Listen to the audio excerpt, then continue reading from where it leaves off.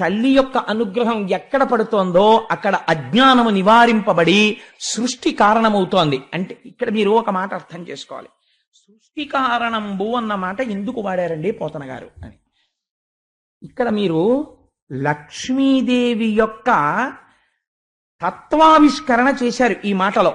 లక్ష్మి అంటే అర్థం ఏమిటో తెలుసా అండి? రెండు ఎవరి చేతిలో ఉంటాయో వారిని లక్ష్మి అని పిలుస్తారు. ఎవరి వలన ఈ రెండు ఆగిపోతాయో వారిని అలక్ష్మి అని పిలుస్తారు.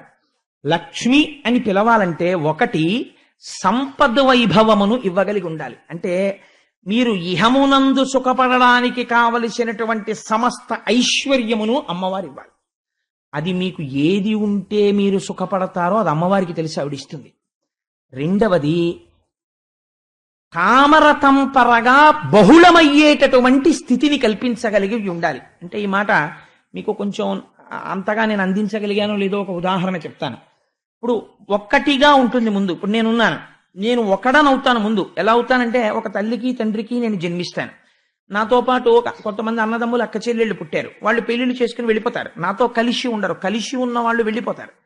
నా తల్లి తండ్రి వెళ్ళిపోయారు. నేను ఒక్కడనే ఉన్నాను. నేను ఒక్కడనై ఉన్న వాడిని ఒక రుణం ఉంటుంది, పితృ రుణం. ఇప్పుడు ఇది తీర్చుకోవాలి. నా పక్కకి ఒక భార్య రావాలి. ఆ భార్య లక్ష్మీ స్థానం. ఇప్పుడు ఆవిడ వస్తే తప్ప నేను నలుగురిని కాను. ఇప్పుడు నా భార్య వచ్చి నా పక్కన చేరితే నేనే ఒక కొడుకునయ్యాను. బ్రహ్మగారు లక్ష్మీదేవిని ఎలా తయారు చేశారు, లేదా పరబ్రహ్మము ఎలా తయారు చేసింది అంటే, ఈ పాల సముద్రాన్ని చిలుకుతున్నారు కదా మందర పర్వతాన్ని పెట్టి. ఆ చిలుకుతున్నప్పుడు పాల సముద్రం మీద వెన్న ముద్దలు పైకి లేచి ముద్దలుగా పడిందిట. ఈ పాల సముద్రంలో ఉన్న వెన్న ముద్దలన్నీ ఏరి ఈ వెన్న ముద్దలన్నింటినీ తీసుకెళ్లి లక్ష్మీదేవి ఒంటికి అదే పనిగా తాపడం చేసి అంత మెరిసిపోతున్నటువంటి ఆ అమ్మవారి యొక్క సౌందర్యాన్ని ఆవిష్కరింపచేశారట. రెండవది ఆకాశంలో వచ్చిన మెరుపులు చూశారట. మెరుపుల యొక్క అంచులలో ఉండేటటువంటి మెరుగు తీసుకున్నారట. మెరుపంతా వేరు, మెరుపు అంచు వేరు. అంచు మెరుపు చాలా అందంగా ఉంటుంది. ఆ అంచుకుండేటటువంటి మెరుపు తీసుకున్నారట. అందుకే నీలతోజద మధ్యస్థ విద్యుల్లేకే భువాస్వర అని ఆ మెరుపు తీసుకుని ఆ మెరుపులన్నిటిలో ఉన్నటువంటి అంచుల యొక్క మెరుపుతనాన్ని తీసుకొచ్చి అమ్మవారి యొక్క శరీరంలోకి ప్రవేశపెట్టారట. అంత తళుక్కుని మెరిసిపోతుంటుంది ఆవిడ. ఇప్పుడు ఇంత తయారు చేసి పెట్టినా వెన్నంతా రాసి ఒళ్ళు జిడ్డు కారుతున్నట్టు ఉంటుందని మీరు అనుకుంటున్నారేమో. అలా ఉండదుట. ఎలదీవ గప్పిన ఎలవి పరాగంబు క్రియమేన మెది నీరిను ఒప్ప అంటాడు మహాభారతంలో తిక్కన గారి ద్రౌపదీదేవిని వర్ణిస్తూ. ఆవిడ కింద పడిపోతే ఓ యాలుక తీగ, లేత యాలుక తీగ మట్టిలో పడిపోతే మట్టి అంటుకున్న యాలుక తీగ ఎలా ఉందో అలా ఉందన్నాడు.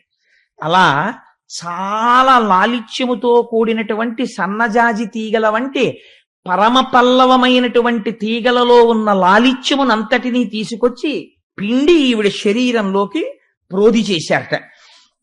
అప్పుడు తెల్లవారుజామునే సూర్యకిరణాలు ఇలా ఉదయిస్తుండగా అరవిరిసినటువంటి ఎర్ర తామర పూల యొక్క సుగంధం, ఆ పెటల్స్ అంటేనే రేకులు, అవి ఇలా విచ్చుకోగానే ఆ పద్మములలో ఉండేటటువంటి సుగంధం బయటికి వస్తుంది. ఈ సుగంధాన్నంతటినీ పట్టి తెచ్చి అమ్మవారి ఒంటికి అలదారట. అంతే, ఆవిడ వస్తున్నప్పుడు పద్మ సుగంధం అలా వస్తుంది, ఆ పుప్పుడి సుగంధం. ఆ తరువాత బంగారు సంపంగి పూలతో తయారు చేయబడినటువంటి మాల. మిగిలినటువంటి పువ్వులు వేరు, సంపంగి పువ్వు వేరు. సంపంగి పువ్వులో ఆకుపచ్చ సంపంగి వేరు, సింహాచలం సంపంగి అని పిలుస్తాం మనం. పసుపు ఎరుపులు కలిసినటువంటి సంపంగి పువ్వు. ఆ సంపంగి పువ్వు అంటే లలితాపరా భట్టారికా స్వరూపానికి చాలా ఇష్టం. దాంతో పూజ చేస్తారు అమ్మవారిని. అది కొంచెం ముక్కులో ఉంటుంది, ఇలా రేకులు విచ్చుకుని. ఆకుపచ్చ తొడిమితో ఆ పువ్వు ముట్టుకుంటే అందులోంచి వచ్చేటటువంటి సువాసన చాలా విపరీతమైన సువాసనతో, పీల్చగానే తుమ్ములొచ్చే సువాసన కాదు. అది చాలా మందమందంగా వీస్తూ చాలా సౌరభంతో ఉంటుంది ఆ సంపంగి. రేకు కూడా మీరు ఇలా ముట్టుకున్నారనుకోండి విరిగిపోతుంది. అది బాగా ఇలా విచ్చుకుంటుంది. విచ్చుకున్న పువ్వుని విచ్చుకున్నట్టు పూజ చేయాలి తప్ప మీరు ఏమాత్రం కొంచెం అజాగ్రత్తగా పువ్వు పట్టుకున్నా రేకులు ఊడిపోతాయి. అంతటి లాలిత్యం. ఇప్పుడు ఈ పువ్వులలో ఉన్న లాలిత్యాన్నంతటినీ తీసి ఇటువంటి అరవిరిసిన సంపంగి పూలతో బంగారు సంపంగల దండ చేసి ఆ దండ తెచ్చి అమ్మ మెళ్ళలో వేశారట. కానీ సౌరభం మాత్రం అలా ఉంచారు. అది విచిత్రం. బంగారు సంపంగికి సౌరభం ఉండదు. సౌరభంతో కూడిన బంగారు సంపంగి చేసి అమ్మవారి మెళ్ళలో వేశారట. ఇన్ని వేసినా ఒకటి ఉండాలి. ఏమిటది?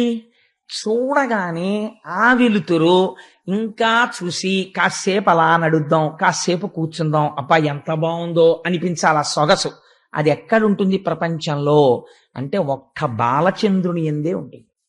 అందుకని ఆ చంద్రబింబంలోంచి వచ్చేటటువంటి చల్లతనానికి ఎంత హాయిగా ఉందోరా అని ఇంకొక నెల పోనివ్వండి.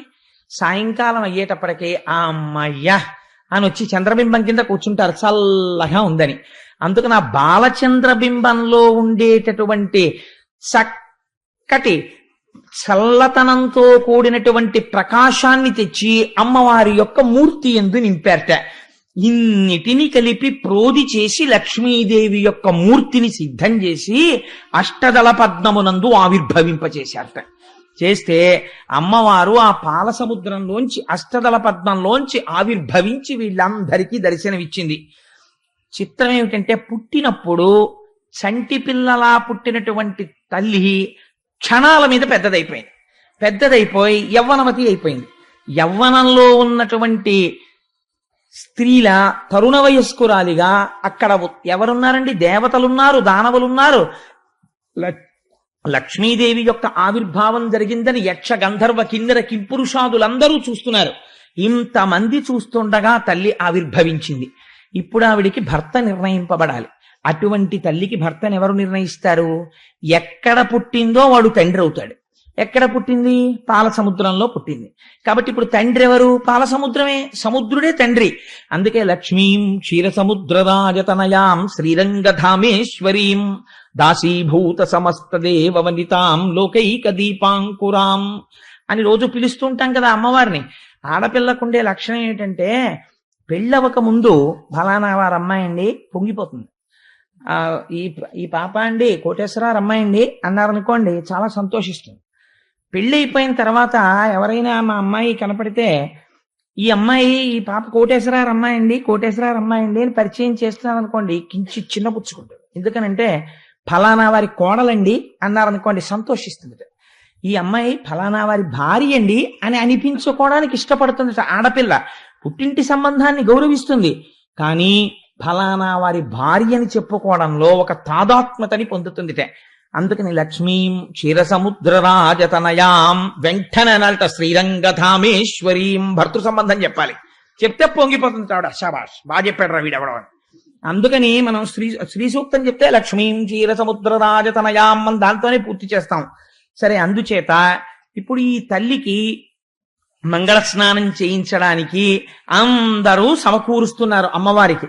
తరుణికి మంగళ స్నానం బుసే ఇంతమని పెట్ట ఇంద్రుడనర్ఘమైన మణిమయ పీఠంబు మంగళవతులైన వేలు పొగరితలు విమలతోయ పూర్ణంబులయ్యున్న పుణ్యాహ కలశంబులిడిరి పల్లవములనిచ్చ భూమి కడిమి గోవులు పంచ గవ్యములనిచ్చే మలసి వసంతుడు మధువసంగి మునులు కల్పంబు చెప్పిరి మొగిలుగములు పణవ గోముఖ కాహళ పటహ మురజ శంఖ వల్లకి వేణు నిస్వనములిచ్చే పాడిరాడిరి గంధర్వపతులు సతులు పండిత సూక్తులతోడిత తొండంబులు సాక్షి తీర్థతోయములెల్లన్ కుండముల ముంచి దిగ్వే దండంబుల జలక మార్చ తరుణీమణికిన్. శ్రీ సూక్తంలో మంత్రాలని పోతన గారు తన ప్రతిభతో పద్యాలుగా మార్చారు. ఎంత గమ్మత్తో చూడండి. తరుణికి మంగళ స్నానము. ఇప్పుడు ఈ అమ్మవారు మంగళ స్నానం చెయ్యాలి. మంగళ స్నానం వేరు, శౌచమునకు స్నానం వేరు. శౌచమునకు స్నానం చేసేటప్పుడు మంగళ వాయిద్యాలు పెట్టండి ఆయన స్నానం చేస్తున్నారు అనరు. మంగళ స్నానం చేయడం అంటే వేరు. అది పరమ పవిత్రమైనటువంటి సమయాలలో మంగళ స్నానం చేస్తారు. మనం మంగళ స్నానం చేస్తాం. ఎప్పుడు చేస్తాం? పెళ్లికి ముందు చేస్తాం. పెళ్లికి ముందు చేసే మంగళ స్నానం వేరు, చాలా గమ్మత్తుగా ఉంది. అంటే ఈ రోజుల్లో దాని సబులే పోయాయి, ఆ వైదిక ప్రక్రియ పోయింది. అసలు ఏ మంత్రం చదవాలి, అప్పుడు ఎలా ఆశీర్వచనం జరగాలి, ఎలా మంగళ వాయిద్యాలు మోగుతూ ఉండాలి, ఎలా వచ్చి ఎలా కూర్చోపెట్టి ఆడపిల్లని లక్ష్మీదేవిగా మంగళ స్నానం చేయించాలి. ఆడపిల్ల పెళ్లి పీటల మీదకి వెళ్ళేటప్పుడు పట్టు చీర ఎవరు పట్టుకొచ్చి ఇవ్వాలో ఎంత ప్రేమ ఉంటుందో అలా పట్టుకొచ్చి ఇవ్వడంలో మీరు లక్ష్మీ కళ్యాణం వింటే తెలుస్తుంది. చూడండి, ఆ తల్లి మంగళ స్నానం చేయడం కోసమని ఒక పీట మీద కూర్చోవాలి. అందుకని ఒక మణిమయ పీఠాన్ని తెచ్చి దేవేంద్రుడు అక్కడ పెట్టేట. ఇప్పుడు ఈ పీఠం ఇచ్చిన వాడికి ఏం దక్కుతోంది? పీఠం దక్కుతోంది. లక్ష్మీదేవికి నువ్వు ఏమిస్తే అది దక్కుతుంది. ఇంత కుంకం అమ్మవారికి ఇస్తే సౌభాగ్యం దక్కుతుంది. ఇంత పువ్వు అమ్మవారికి ఇస్తే జ్ఞానం దక్కుతుంది. ఇంత ధూపం చూపిస్తే సమస్త భోగములతో నీ ఇల్లు నిండిపోతుంది. ఇంత నీరాజనమిస్తే భక్తి జ్ఞాన వైరాగ్యముల చేత మోక్షం ఇస్తుంది. ఒక్క స్తోత్రం నోటితో చదివి ఇలా నమస్కరిస్తే పొంగిపోతుంది, ఏదైనా ఇచ్చేస్తుంది. అందుకని కుంకుమార్చన పెట్టడం ఏదో సరదా కోసం పెట్టడం కాదది. అందుచేత చూడండి, ఆ భద్రపీఠాన్ని తీసుకొచ్చి ఒక మణిమయమైన పీఠాన్ని అక్కడ పెట్టేట ఇంద్రుడు. అమ్మవారు మంగళ స్నానం చేయడానికి దాని మీద కూర్చుంది. ఇప్పుడు ఇలా తీసుకొచ్చి పీఠం పెట్టగానే దాని మీద కూర్చున్న అమ్మవారు స్నానం చెయ్యడం కోసమని నీళ్లు పట్టరావాలి. ఎవరు పట్టరావాలి అంటే, పసుపు కుంకమలకు ఢోకా లేకుండా చాలా దీర్ఘకాలం నుంచి పసుపు కుంకుమలతో ఉన్నటువంటి యువతులు ఆ నీరు తీసుకొచ్చి అక్కడ పెట్టారట. మీరు జ్ఞాపకం పెట్టుకోండి, ఇక ముందు మీ ఇళ్లలో పెళ్లిళ్ళు జరిగినప్పుడు మీ కొడుక్కి పెళ్లి చేసినా మీరు నియమం చెప్పండి, మా కోడలకి మాత్రం మంగళ స్నానం ఇలా చేయించాలమ్మా, కట్నం కానుక తర్వాత మీ ఇంటికి లక్ష్మి వస్తోంది, ఇలా స్నానం చేయించండి అని చెప్పండి. నీ కూతురు పెళ్లి చేసేటప్పుడు ఇలా చెయ్యండి. మంగళప్రదమైనటువంటి 5వ తనం ఉన్నటువంటి స్త్రీలు ఆ నీరు పట్టుకుని అక్కడికి రావాలి. అందులో కొద్దిగా పసుపు కలపాలి, కించిత్ కలిపిన తరువాత దానిలోకి పల్లవములు వెయ్యాలి. మంగళ స్నానం అంటే ఉట్టి నీటితో చెయ్యకూడదు. అంటే కొన్ని లేత ఆకులు తీసుకొచ్చి పరమ పవిత్రమైన పల్లవములు ఉంటాయి. ఓ మావిడాకో, కనీసం మిగిలినవన్నీ లేకపోయినా ఓ 2 మావిడాకులన్నా వెయ్యాలి. అందులో పల్లవములు వెయ్యాలి. పల్లవములు వేయడం చేత జలములు మంగళ స్నానములకు యోగ్యములవుతాయి. అందుకని పల్లవములనిచ్చే భూమి, పల్లవములను భూమి కాకపోతే ఎవరిస్తారండి? ఇచ్చింది కాబట్టి ఇంతమందికి పెట్టగలిగిన పల్లవాళ్ళని ఇస్తోంది మళ్ళీ. అందుకని భూదేవి వచ్చి పల్లవాళ్ళని ఇచ్చింది మంగళ స్నానానికి. చదివించలేదు, అసలు చేయవలసినవన్నీ మంగళ స్నానాల దగ్గర చేశారు. గోవులు వచ్చేట, కడిమి గోవులు పంచగవ్యములనిచ్చే, పంచగవ్యాలను ఇచ్చేట గోవులు. ఎందుకని? మంగళ స్నానం చేయించేటప్పుడు కొన్ని సంప్రదాయాలు పాటిస్తారు. కొద్దిగా పాలిచ్చి, కొద్దిగా తేనిచ్చి, కొద్దిగా వెన్న రాసి ఒంటికి ఆ సోయగం అమరడం కోసమని. ఎందుకంటే తలంబ్రాల మంత్రంలో చెప్తారు, స్త్రీకి భౌతికమైనటువంటి అందం కూడా పురుషుణ్ణి కట్టి పారేసి సంసారంలో ఉంచుతుంది.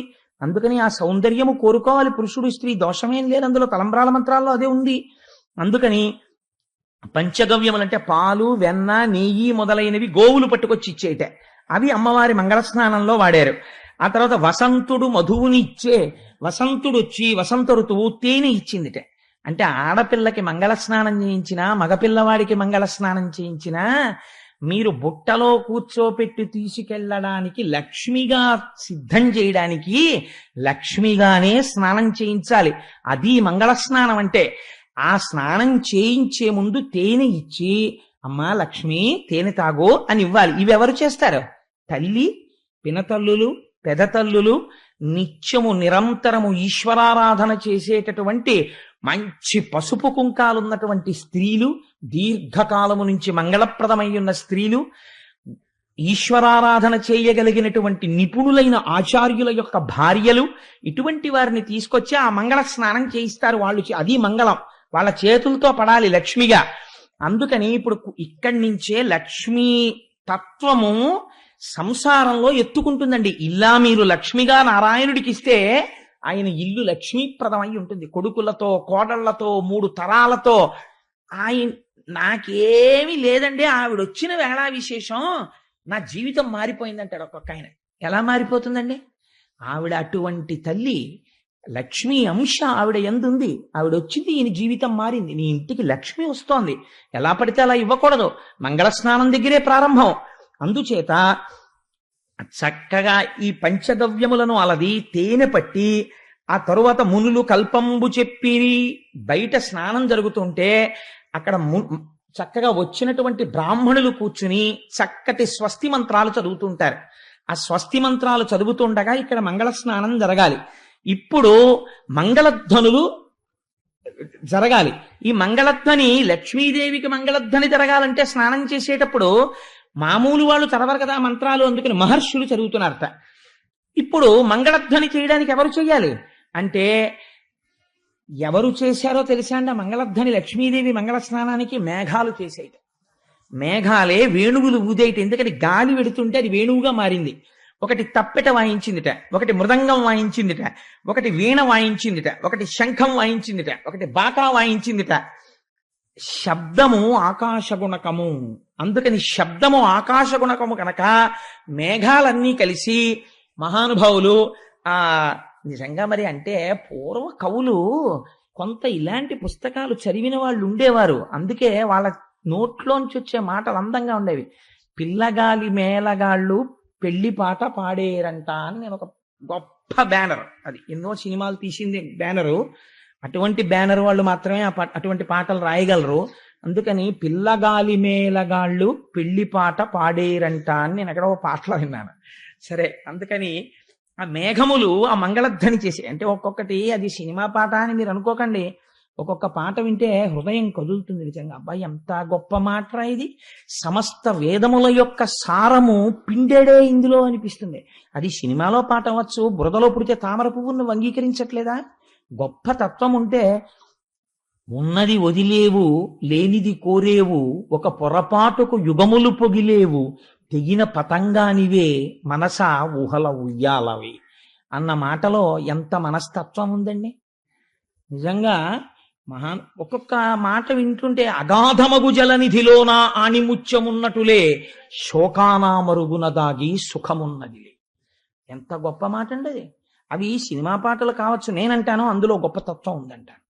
అలా ఒక్కొక్కటి రాయడానికి దానికి చాలా వేదాంత సారము తెలుసున్నవాడైతేనే అది రాయగలడు. లేకపోతే అలా అటువంటి ప్రౌఢిమతో కూడినటువంటి పదాలు, అంత గంభీరమైనటువంటి భావముతో ఉన్నవి పడమంటే పడేవి కావు. దిక్కుమాల పాటలు అర్థం లేనటువంటి అంశాలు సరే వాటి జోలు మనకెందుకు, లక్ష్మీ కళ్యాణం చెప్పుకుంటూ. అందుకని పాడి రాడిరి గంధర్వ పతులు సతులు, పరమ సంతోషంతో గంధర్వ పతులు సతులు అందరూ నాట్యం చేస్తున్నారు. లక్ష్మీదేవికి మంగళ స్నానాలు జరుగుతున్నాయి అని పండిత సూక్తులతోడుత తుండంబుల సాచి తీర్థతోయములెల్లన్ కుండముల ముంచి దిగ్వే దండంబుల జలక మార్చ తరుణీమణికిన్.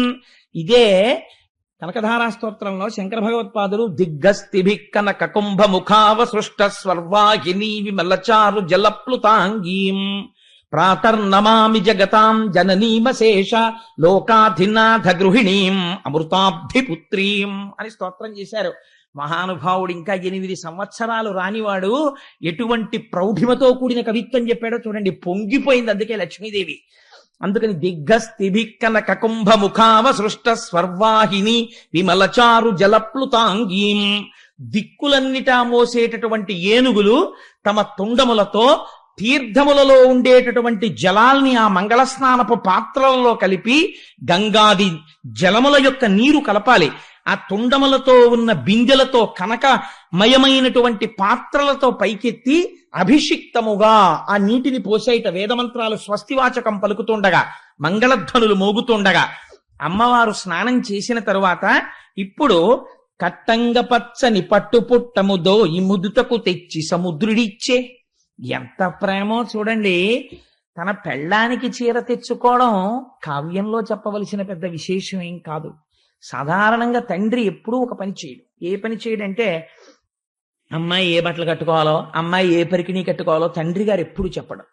అది సాధారణంగా తల్లి చెప్తుంది, నువ్వు ఇవాళ ఈ బట్టలు కట్టుకోవే అంటుంది. కానీట పెళ్లి కూతుర్ని చేస్తున్నప్పుడు తండ్రి సంతోషం ఎంత గొప్పగా ఉంటుందంటేట, మా అమ్మాయి లక్ష్మీ స్వరూప, నేను కన్యాదానం చేస్తున్నాను, నారాయణుడి కాళ్ళు కడిగిని పొంగిపోయి ఆ పట్టు చీరలన్నీ ఆ మూతలు తీసి అక్కడ పెడితే తండ్రి స్వయంగా వెళ్ళి చూసుకుని నీకేం తెలుసు నా కూతురికి ఎంత బాగుంటుందో ఇది అని తను సెలెక్ట్ చేస్తాట. తను నిర్ణయం చేసి అమ్మా ఈ పట్టుబట్ట కట్టుకోమ్మా అని తండ్రి అంటే ఆ ఆడపిల్ల మనస్సు ఎలా ఉంటుందంటే, పిచ్చి నాన్నగారు, మా నాన్నగారికి ఎంత పిచ్చి ప్రేమో అని ఆ చీర కట్టుకు పొంగిపోతుందట. తండ్రి పట్టుకెళ్ళి ఇస్తాడు, చీర కట్టుకోమ్మా అని ఆ చీర తండ్రి ఇస్తాడు. తండ్రి ప్రేమ ప్రేమ, నేను తల్లి ప్రేమని తక్కువ చేయట్లేదు. కానీ అంటే తల్లి తండ్రి ఇద్దరు సమానం కదండి. అందుకని ఆ రోజున మాత్రం చీర తాను నిర్ణయం చేసేట సముద్రుడు. కట్టంగ పచ్చని పట్టు పుట్టముదో ఈ ముదితకు తెచ్చి సముద్రుడిచ్చే. ఎప్పుడైనా సరే అమ్మవారికి ఇచ్చేటప్పుడు వస్త్రద్వయం సమర్పయామి, ఒక వస్త్రం ఇవ్వకూడదు, వస్త్రం మీద వస్త్రం పెట్టి, కంచుకం అంటే రవికెల బట్టో ఏదో ఒకటి పెట్టి కలిపి ఇవ్వాలి. పెద్దలకి భోజనం పెట్టినప్పుడు ఒక విస్తరి వేయకూడదు, శాస్త్రంలో నిషిద్ధం. ఒక అరిటాకు వేస్తే తుంపి మళ్ళీ అరిటాకు ముక్కన్నా వెయ్యాలి, కనీసం 2 వెయ్యాలి. ఇచ్చేటప్పుడు వస్త్రద్వయం సమర్పయామి అనాలి, అని వస్త్రద్వయం ఇవ్వాలి. లేదా కనీసం ఒక దూదిపోగు దగ్గర పెట్టుకుని వస్త్రం మీద దూదిపోగు పెట్టి ఇవ్వాలి. అందుచేత వస్త్రద్వయ కట్టంగ పచ్చని పట్టు పుట్టము దోయి ముదితకు తెచ్చి సముద్రుడిచ్చే. వస్త్రద్వయాన్ని తెచ్చి సముద్రుడు లక్ష్మీదేవికి ఇచ్చాడు. మత్తాళినికరంబు మధువాన మోగిన వైజయంతి మాలవరునుడిచ్చే. ప్రతి ఇంట్లో కూడా ఒక గమ్మత్తు ఉంటుంది. ప్రతి ఇంటికి ఒక యజమాని ఉంటాడు. ఆ యజమానికి చాలా దగ్గర స్నేహితుడు ఒకడు ఉంటాడు. ఆ స్నేహితుడు ఎటువంటి వాడై ఉంటాడో తెలుసా అండి? ఆయన్ని సుహృత్ అని పిలిచింది శాస్త్రం. సుహృత్ అంటే ఆయన బిడ్డని తన బిడ్డగా భావిస్తాడు. ఆ హృదయం పెంచుకోవాలి సుహృత్ కావాలంటే. తన కూతురు ఎంత మంచి సంబంధం రావాలని కోరుతున్నాడో తన సుహృత్ కూతురు కూడా అంత మంచి సంబంధం రావాలని కోరాలి. తన కూతురు ఎలా ఐదోతనంతో ఉండాలని కోరుతున్నాడో తన సుహృత్ యొక్క కూతురు కూడా అలా ఉండాలని కోరాలి. అలాంటి వాడు ఒకడు ఉంటాడు. వాడు ఈయన ఇంట్లో పెళ్లి జరుగుతుంటే తన కూతురు పెళ్లి జరుగుతున్నట్టే సంతోషపడిపోతాడు. అందుకని ఈయన ముందు ఇవ్వగానే వెనక ఎవరిచ్చారో తెలుసండి? సుహృత్ ఇచ్చాడు. ఎవరా సుహృత్? సముద్రం తండ్రి అయితే సముద్రుడిలో ఉన్న వరుణుడే సుహృత్. అందుకని ఎప్పుడూ దగ్గరుంటాడు. అందుకని ఆ సుహృత్ ఏమిచ్చాడు అంటే వైజయంతి మాల ఇచ్చాట అమ్మవారు వేసుకోవడానికి. కాంచన కేయూర కంకణ కింకిణి కటకాదులను విశ్వకర్మ ఇచ్చే. విశ్వకర్మ ఏదైనా తయారు కేయూర కంకణ కింకిణి కటకాదులను, అమ్మవారు వేసుకోవడానికి కావలసినటువంటి గాజులు, అమ్మవారు వేసుకునే హారాలు, అమ్మవారు పెట్టుకునే నగలు, ఇవన్నీ ఒక పెద్ద దంతపు పెట్టిలో పెట్టి తెచ్చి విశ్వకర్మ ఇచ్చేట. భారతి ఒక మంచి తారాహారమునిచ్చే. సరస్వతీదేవి ఒక మంచి తారాహారాన్ని ఇచ్చిందిట. పాణి పద్మమునిచ్చే పద్మభవుడు. ఇదో చాలా గమ్మత్తైన విషయం అండి నిజంగా. ఇలాంటివి చూస్తే ఓహో ఇలా కూడా ఇవ్వచ్చు అన్నమాట కానుక అనిపిస్తుంది. పిల్ల బుట్టలో కూర్చొని పద్మంలో కూర్చున్న లక్ష్మిని తీసుకెళ్లే ముందు అసలు మేనమావలు నాకు అనిపిస్తుంది తామర పువ్వులు తెచ్చి ఆ అమ్మాయి చేతికి ఇవ్వాలి. అమ్మా నిన్ను లక్ష్మిగా చూసి నీ తల్లి తోడబుట్టిన వాళ్ళగా, నిన్నెప్పుడూ మేనమావగా మేము దుష్టచూపు చూడలేదు, లక్ష్మిగా చూసి నారాయణుడి దగ్గరికి చేరుస్తున్నాం అని తామర పూలు ఇచ్చి పిల్ల చేత్తో తామర పూలు పట్టుకుని బుట్టలో రావాలి. పోతన గారు ఎన్ని రహస్యాలు చెప్తున్నారో చూడండి ఆచారంలో. అందుకని ఎవరివ్వాలా పువ్వు అంటే బ్రహ్మగారు ఇచ్చారు. ఎటువంటి వాడికి అటువంటివే ఇష్టం ఉంటాయి. సాధారణంగా ఏంటంటే బాగా పుస్తకాలు చదివి ఆయన ఒక ఆయన ఉన్నాడు అనుకోండి, ఆయన ఎక్కడైనా ఫంక్షన్ అయితే ఓ బుక్ ప్రజెంట్ చేద్దాం అంటాడు కదండి. ఒక బంగారం మీద మోజున్న ఆయన ఉన్నాడు అనుకోండి, అది ఎప్పటికైనా పనికొస్తుంది, ఓ ఉంగరం పెడదాం అంటాడు. అలా ఎవరి మనస్సు అలా ఉంటుంది. చతుర్ముఖ బ్రహ్మగారు పద్మభవుడు, ఆయన కూడా పద్మ సంబంధం ఉన్నవాడు, అమ్మవారు పద్మ సంబంధం ఉన్నది. అందుకని ఆయనకి ఎప్పుడూ పద్మ సంబంధమే. ఆయన పట్టుకొచ్చి ఓ తామర పువ్వు ఇచ్చట, చేతో పట్టు కూర్చో అమ్మా నువ్వు చక్కా బుట్టలోనని. అందుకని తామర పువ్వు ఇచ్చట. కుండలివ్రజంబు కుండలంబులనిచ్చే. నాగరాజులు కుండలిని 2 రకాలుగా ఉంటుంది. పావుతో సింబలైజ్ చేస్తారు, సంకేతిస్తారు కుండలిని శక్తిని. అందుకని అవి ఎప్పుడు ఏమివ్వాలి? కుండలిని అన్న మాటకి దగ్గరలో ఉన్నవి ఇస్తాయి. అందుకని కుండలంబులనిచ్చే. అవి చెవులకు పెట్టుకునేటటువంటి కుండలాలను ఇచ్చేట అమ్మవారికి పట్టుకొచ్చి. అందుకని కుండలివ్రజంబు కుండలంబులనిచ్చే. శృతులు భద్రమైన నుతులు చేసే. శృతులు వేదాలున్నాయి, ఏది చేసేవాళ్ళు అది చేస్తేనే అందంగా ఉంటుంది. వేదాలు అనేటటువంటి పుస్తకాలు అమ్మ అప్పుడప్పుడు చదువుకోను డిటెక్టివ్ నవలు ఇచ్చాయనుకోండి అసందర్భంగా ఉంటుంది. శృతులు ఏం చెయ్యాలి? నుతులు చెయ్యాలి. వేదం అందులోంచి పరమ భద్రమై ఆశీపూర్వకమైనటువంటి మంత్రాలు చదవాలి. అందుకని శృతి తనంత తానుగా ఒక రూపమును దాల్చి అమ్మవారికి ఆశీపూర్వకమైనటువంటి భద్రతను చేకూర్చగలిగినటువంటి మంత్రమును ఆమ్నాయం చేసిందిట. ఎల్లలోకములకు ఎలిక సానివై బ్రతికెనను చుదిశలు పలికెనధిప. దిక్కాంతలన్నీ కూడా దిక్కుల్ని స్త్రీలతో పోలుస్తారు. ఎందుకనంటే మహాభారతంలో తిక్కన గారు ఒక గొప్ప ప్రయోగం ఒకటి చేశారు. భర్త ఆఫీస్కి వెళ్ళిపోయిన తర్వాత సాయంకాలం అయితే భార్య ఎదురు చూస్తుంటుంది. ఆ అమ్మ ఆయన వస్తారు ఇంకా కాసేపు సరదాగా. భార్య అంటే పురుషుడికి విశ్రాంతి స్థానం. ఎందుకంటే ఎంత అలిసిపోయిన పురుషుడు కూడా సేద తీరేది ఎక్కడ అంటే భార్య దగ్గర మాత్రమే. ఆవిడ ఇచ్చినట్టు విశ్రాంతిని పురుషుడికి భౌతికమైనటువంటి ఏ ఐశ్వర్యము ఇవ్వదు. ఎన్ని ఏసీ గదులు ఉండనివ్వండి, ఎంత ఐశ్వర్యం ఉండనివ్వండి, ఆవిడ చిటపట చిటపట చిటపట లాడిపోతోంది అనుకోండి, కంపరం ఎత్తిపోతుంది ఇంటికి వచ్చిన వాడికి. పెంకుటింట్లో ఉండనివ్వండి, ఇంటికి వచ్చేటప్పటికి సాయంకాలం ఆవిడ సంతోషంగా ఉండి, ఏమండి వచ్చారా, అలా ఉన్నారే అని ఏవో చక్కటి ప్రసన్నమైన 4 మాటలు చెప్పి ఎంతో సంతోషంగా సేద తీర్చి మంచి మాటలు మాట్లాడింది అనుకోండి, పురుషుడు కష్టాన్ని మర్చిపోతాడు. అందుకని దిక్కాంతలు అని దిక్కుల్ని కాంతలతో పోలుస్తారు. మరి భర్త ఎవరు అంటే రోజు ఆఫీస్కి వెళ్ళేవాడైనా సాయంకాలం భర్తృదర్శనం అయ్యేటప్పటికీ లజ్జతో కూడినటువంటి ఎర్రటి కాంతులు వస్తాయిట పరమ సౌశీల్యవతి అయినటువంటి భార్య యందు. అందుకని పడమటి దిక్కనబడేటటువంటి కాంత సూర్యుడు తూర్పు నుంచి అటువైపుకి వచ్చేటప్పటికి బుగ్గలు ఎర్ర పడ్డాయ్యా, అందుకని రాగరంజితములయ్యాయి అన్నారు పోతన తిక్కన గారు మహాభారతంలో. ఆయన ఏదో అందమైన ప్రయోగాలు. అందుకని ఆ ఎల్లలోకములకు ఏలిక సానివై బ్రతికెననుచు దిశలు పలికెనధిప, ఆ దిక్కాంతలందరూ ఆశీర్వచనం చేశారట. ఎల్లలోకములకు హద్దులేవి, దిక్కులే. అందుకని ఆ దిక్కాంతలు ఆశీర్వచనం చేశారట. అమ్మా లక్ష్మి, నువ్వు ఎల్లలోకములకు ఏలిక రాణివై ఏలిక సానివై పరిపాలించదవుగాక అని ఆశీర్వచనం చేశారట. ఇప్పుడు ఈ తల్లికి స్వయంవరాన్ని, ఆ తల్లి తనంత తానుగా వరుణ్ణి ఎంచుకోగలిగినటువంటి పద్ధతిని సముద్రుడు ఆమోదించాడు. ఆయన నిర్ణయించలేదు. అమ్మా నువ్వు నా కడుపున పుట్టి నాలోంచి జన్మించి క్షీరసముద్రానికి కూతురు అని నాకు వైభవాన్ని ఇచ్చావు, నేనా నీకు భర్తను ఎంచగలిగిన వాణ్ణి, నువ్వే ఎన్నుకో తల్లి అన్నట్ట అని చేతికి ఒక చెంగల్వ పూదండ ఇచ్చట.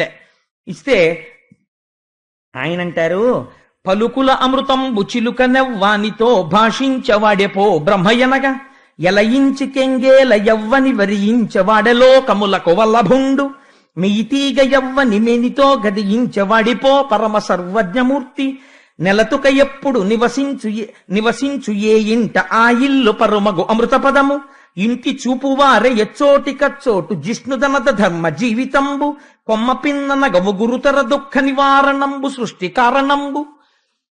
లక్ష్మీదేవిగా మీరు పెళ్లి పీటల మీదకి పిల్లని తీసుకెళ్లినా పెళ్లి కొడుకు పరిస్థితి ఇలాగే మారిపోతుంది.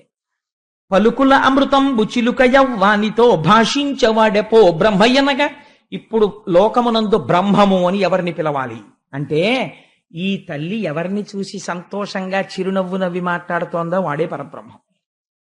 ఎలయించి కెంగేల యవ్వని వరించవాడలోకములకు వల్లభుండు, సంతోషంతో ఎవరి మెడలో ఆ వరమాల వేస్తోందో వాడే లోకములకంతటికి వల్లభుడు. ఈవిడికి కాదు, లోకములకంతటికి వాడు వల్లభుడై ఉంటాడు.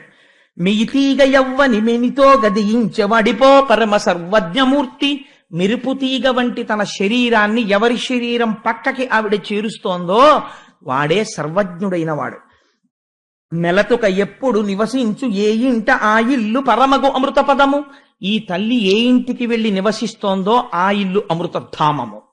ఇంటి చూపు వారె ఎచ్చోటి కచ్చోటు జిష్ణు ధనద ధర్మ జీవితంబు, ఈ తల్లి ఎక్కడికి వెళ్లి నిలబడి ఇలా ప్రసన్నంగా చూస్తోందో అక్కడ ఇంద్రుడి యొక్క ఐశ్వర్యం ఎలా ఉంటుందో అటువంటి ఐశ్వర్యం ఉంటుంది. కుబేరుడు ఆ ఇంట నిలబడి చేతులు కట్టుకుని సేవిస్తూ ఉంటాడు. ధర్మ జీవితంబు, ధర్మబద్ధమైనటువంటి జీవితము నడుస్తూ ఉంటుంది. కొమ్మ పిన్ననగవు గురుతర దుఃఖ నివారణంబు సృష్టి కారణంబు, ఈ తల్లి యొక్క అనుగ్రహం ఎక్కడ పడుతోందో అక్కడ అజ్ఞానము నివారింపబడి సృష్టి కారణమవుతోంది. అంటే ఇక్కడ మీరు ఒక మాట అర్థం చేసుకోవాలి. సృష్టి కారణంబు అన్న మాట ఎందుకు వాడారండి పోతన గారు అని. ఇక్కడ మీరు లక్ష్మీదేవి యొక్క తత్వావిష్కరణ చేశారు ఈ మాటలో. లక్ష్మి అంటే అర్థం ఏమిటో తెలుసా అండి? రెండు ఎవరి చేతిలో ఉంటాయో వారిని లక్ష్మి అని పిలుస్తారు. ఎవరి వలన ఈ రెండు ఆగిపోతాయో వారిని అలక్ష్మి అని పిలుస్తారు. లక్ష్మి అని పిలవాలంటే ఒకటి సంపద వైభవమును ఇవ్వగలిగి ఉండాలి. అంటే మీరు ఇహమునందు సుఖపడడానికి కావలసినటువంటి సమస్త ఐశ్వర్యమును అమ్మవారు ఇవ్వాలి. అది మీకు ఏది ఉంటే మీరు సుఖపడతారో అది అమ్మవారికి తెలిసి ఆవిడిస్తుంది. రెండవది, కామరతంపరగా బహుళమయ్యేటటువంటి స్థితిని కల్పించగలిగి ఉండాలి. అంటే ఈ మాట మీకు కొంచెం అంతగా నేను అందించగలిగానో లేదో ఒక ఉదాహరణ చెప్తాను. ఇప్పుడు ఒక్కటిగా ఉంటుంది ముందు. ఇప్పుడు నేనున్నాను, నేను ఒకడనవుతాను ముందు. ఎలా అవుతానంటే, ఒక తల్లికి తండ్రికి నేను జన్మిస్తాను. నాతో పాటు కొంతమంది అన్నదమ్ములు అక్క చెల్లెళ్ళు పుట్టారు. వాళ్ళు పెళ్లిళ్ళు చేసుకుని వెళ్ళిపోతారు. నాతో కలిసి ఉండరు. కలిసి ఉన్న వాళ్ళు వెళ్ళిపోతారు. నా తల్లి తండ్రి వెళ్ళిపోయారు. నేను ఒక్కడనే ఉన్నాను. నేను ఒక్కడనై ఉన్న వాడిని ఒక రుణం ఉంటుంది, పితృ రుణం. ఇప్పుడు ఇది తీర్చుకోవాలి. నా పక్కకి ఒక భార్య రావాలి. ఆ భార్య లక్ష్మీ స్థానం. ఇప్పుడు ఆవిడ వస్తే తప్ప నేను నలుగురిని కాను. ఇప్పుడు నా భార్య వచ్చి నా పక్కన చేరింది. చేరితే నేనే ఒక కొడుకునయ్యాను, నేనే ఒక కూతురునయ్యాను. తర్వాత ఒక అల్లుడు వస్తాడు, తర్వాత ఒక కోడలు వస్తుంది, తర్వాత ఇటు నలుగురు మనవలు, అటు నలుగురు మనవలు. ఇప్పుడు నేను ఒక్కడిని ఎన్నయ్యాను? ఏమండి అని పిలిచే భార్య, నాన్నగారండి అనే కొడుకు కూతురు, మామయ్య గారండి అనే కోడలు, మామయ్య గారండి అనే అల్లుళ్ళు, తాతగారండి అని ఇటు పిలిచే మనవలు, తాతగారండి అని అటు పిలిచే మనవలు, అన్నయ్య గారండి అని పిలిచే వియ్యపురాళ్ళు. నేను ఒక్కడని ఎన్నయ్యాను? This is called multiplicity. ఈ మల్టిప్లిసిటీ ఒకటి అనేకమవడం వైభవం శాస్త్రంలో. ఇలా అవలేదనుకోండి దరిద్రం. అంటే ఆగిపోయాడు. అలాగా ఎక్కడ ఆగిపోయాడు? అసలు లక్ష్మే రాలేదు. అంటే ఒకడికి భార్యనే పొందలేదు. ఒకడు భార్యని పొందాడు, కానీ అమ్మా నాన్నగారండి అని పిలవడానికి బిడ్డలు లేరు. బిడ్డలు లేరు కాబట్టి అల్లుళ్ళు లేరు, కోడళ్ళు లేరు, మనవలు తామరతంపరగా లేరు. కాబట్టి ఏమవుతోంది? ఆగుతోంది. కొద్దిగా జోల్ట్ పడుతోంది. మళ్ళీ అమ్మవారి అనుగ్రహం వచ్చింది అనుకోండి, కూతురే ఉంది, కొడుకులాంటి అల్లుడు వచ్చేస్తాడు. ఒక్క కూతురు 10 మంది మనవలు వస్తారు. 50 మంది మనవలు ఉన్నవాడు ఎంత తృప్తిగా ఉంటాడో ఒక్క కూతురు ఉన్నవాడు అంత తృప్తిగా ఉండొచ్చు. చెప్పలేం ప్రపంచంలో. అమ్మవారి అనుగ్రహం వచ్చేసింది. ఇటుదటు చేసేస్తుంది ఆవిడ, మళ్ళీ పూర్ణం చేసేస్తుంది. కాబట్టి ఇప్పుడు ఏమవుతోంది? ఇది పెరగలేదనుకోండి, ఒక స్థాయికి వెళ్ళిన తర్వాత ఏమంటుందో తెలుసా అండి లోకం? అంటుంది, చాలా ఐశ్వర్యవంతుడే కానీ పాపం అండి పిల్లలు లేరు అంటారు. పాపం అండి పెళ్ళి అవ్వలేదు వాళ్ళ ఇంట్లో ఒక అమ్మాయికి అంటారు. పాపం వాళ్ళ ఇంట్లో 2 ఆడపిల్లలు, ఏమి కర్మమో కానీ అన్నీ ఉన్నాయి, బాగా చదువుకున్నారు, చాలా మంచి వాళ్ళు, కానీ పెళ్ళిళ్ళు అవ్వలేదు. పాపం ఆ అమ్మాయికి పెళ్లి చేశారు, పిల్లలు పుట్టలేదు. ఆయన ఎప్పుడు దిగులుగా ఉంటారు, అలా తిరుగుతూ ఉంటారు, పూజలు పునస్కారాలు అని తిరుగుతూ ఉంటారు. ఇవేవి ఈయన ప్రమేయం లేవు. ఈయన కూర్చున్నాడు హాయిగా, అంతే. తామర తంపరగా వెళ్ళిపోతోంది వంశం. కూతురికి కోరుండో సంబంధం వచ్చేసింది, మంచి సంబంధం, అల్లుడు వచ్చేసాడు, మంచి వియ్యాలారు, ఎంతో సంతోషంగా, ఏదో తోడబుట్టిన చెల్లెలతో కలిసిపోయినంత అనుబంధం కలిసిపోయింది. హాయిగా వియ్యాలవారన్న అరమరికలు లేవు. అటుపక్క నుంచి అటువంటి కోడలు వచ్చింది. ఈ కూతురు వెళ్ళిపోయింది, కానీ తన కడుపున మళ్ళీ కూతురే పుట్టిందేమో అని చూసుకునే కోడలు వచ్చింది ఇంటికి. మామయ్య గారు మామయ్య గారు మామయ్య గారు అని తన వైభవాన్ని ప్రకాశింపచేస్తోంది. అటువంటి కోడలు వచ్చింది. ఇలా 2 ఏళ్ళు తిరిగింది, 4 పూజలు చేశాడు, చక్కటి మనవడు పుట్టాడు. వాడు పుట్టిన దగ్గర నుంచి ఇంకా నిలబడ్డం వచ్చిందంటే వాడు తాతగారి ఉత్తరీయం తీసుకుని పంచకట్టుకుని గజేంద్ర మోక్షం పద్యాలు చెప్పడం మొదలెట్టాడు. ఉరే ఉరే ఉరే ఉరే వీడికి ఇప్పుడే గజేంద్ర మోక్షం పద్యాలు చెప్తున్నాడు రాని పొంగిపోయాడు తాతగారు. ఎక్కడి నుంచి వస్తోంది ఐశ్వర్యం అంటే? It is called the process of multiplication, multiplicity, పెరుగుతుండుట. ఇది లక్ష్మీ కటాక్షము. ఇది ఆవిడ అనుగ్రహం లేకపోతే నడవదు. రెండోది ఏమిటో తెలుసా అండి? ఐశ్వర్యము. ఐశ్వర్యము అంటే మీరు ఒకటి గుర్తుపెట్టుకోండి, మీరు కోరుకున్నది కాదు. బ్యాంకులో 10 కోట్లు ఉన్నాయి, మీకు నిద్రపట్టదు భయం. అది కాదు ఐశ్వర్యం అంటే. ఐశ్వర్యం అంటే ఏమిటో తెలుసా అండి?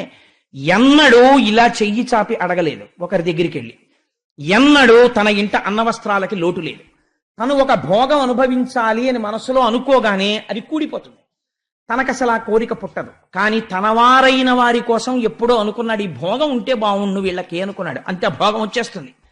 లోపల తలంచగానే భోగము సమకూరుతుంది. అంటే వాడి ఎందు ఏమిటుందో తెలుసా అండి? లక్ష్మీ కటాక్షం ఉన్నది. ఇప్పుడు ఇదే మీకు కావలసింది. మీరు కూర్చుకోగలరా చెప్పండి నాకు? మీరు కూర్చుకోలేరు. అమ్మవారి అనుగ్రహం ఉంటే నడుస్తుంది. ఈ లక్ష్మీ తత్వంలో ఉన్న రహస్యం ఏమిటో తెలుసా అండి? ఐశ్వర్యం ఒకటే ఉంటే కళ్ళు మూసుకుపోతాయి. ఈశ్వరానుగ్రహం కలవలేదనుకోండి, కలవకపోతే ఎలా వచ్చిందో అలా వెళ్ళిపోతుంది ఆవిడ. అందుకే చెంచల లక్ష్మి ఆవిడ తప్పు కాదు, మన తప్పు. నారాయణుణ్ణి మరిచిపోతాం, జగత్తంతా వ్యాపించిన పరబ్రహ్మాన్ని మరిచిపోయి భోగం ఒక్కటే ఉండిపోవాలి నాకంటాం. లక్ష్మీదే ఉండిపోతే చాలు, నారాయణుడు మాకెందుకండి అంటాం. అంటే ఆవిడ ఏం చేస్తుంది, నా భర్తకి గౌరవం లేని చోట నేను ఉండను రా దుర్మార్గుడా.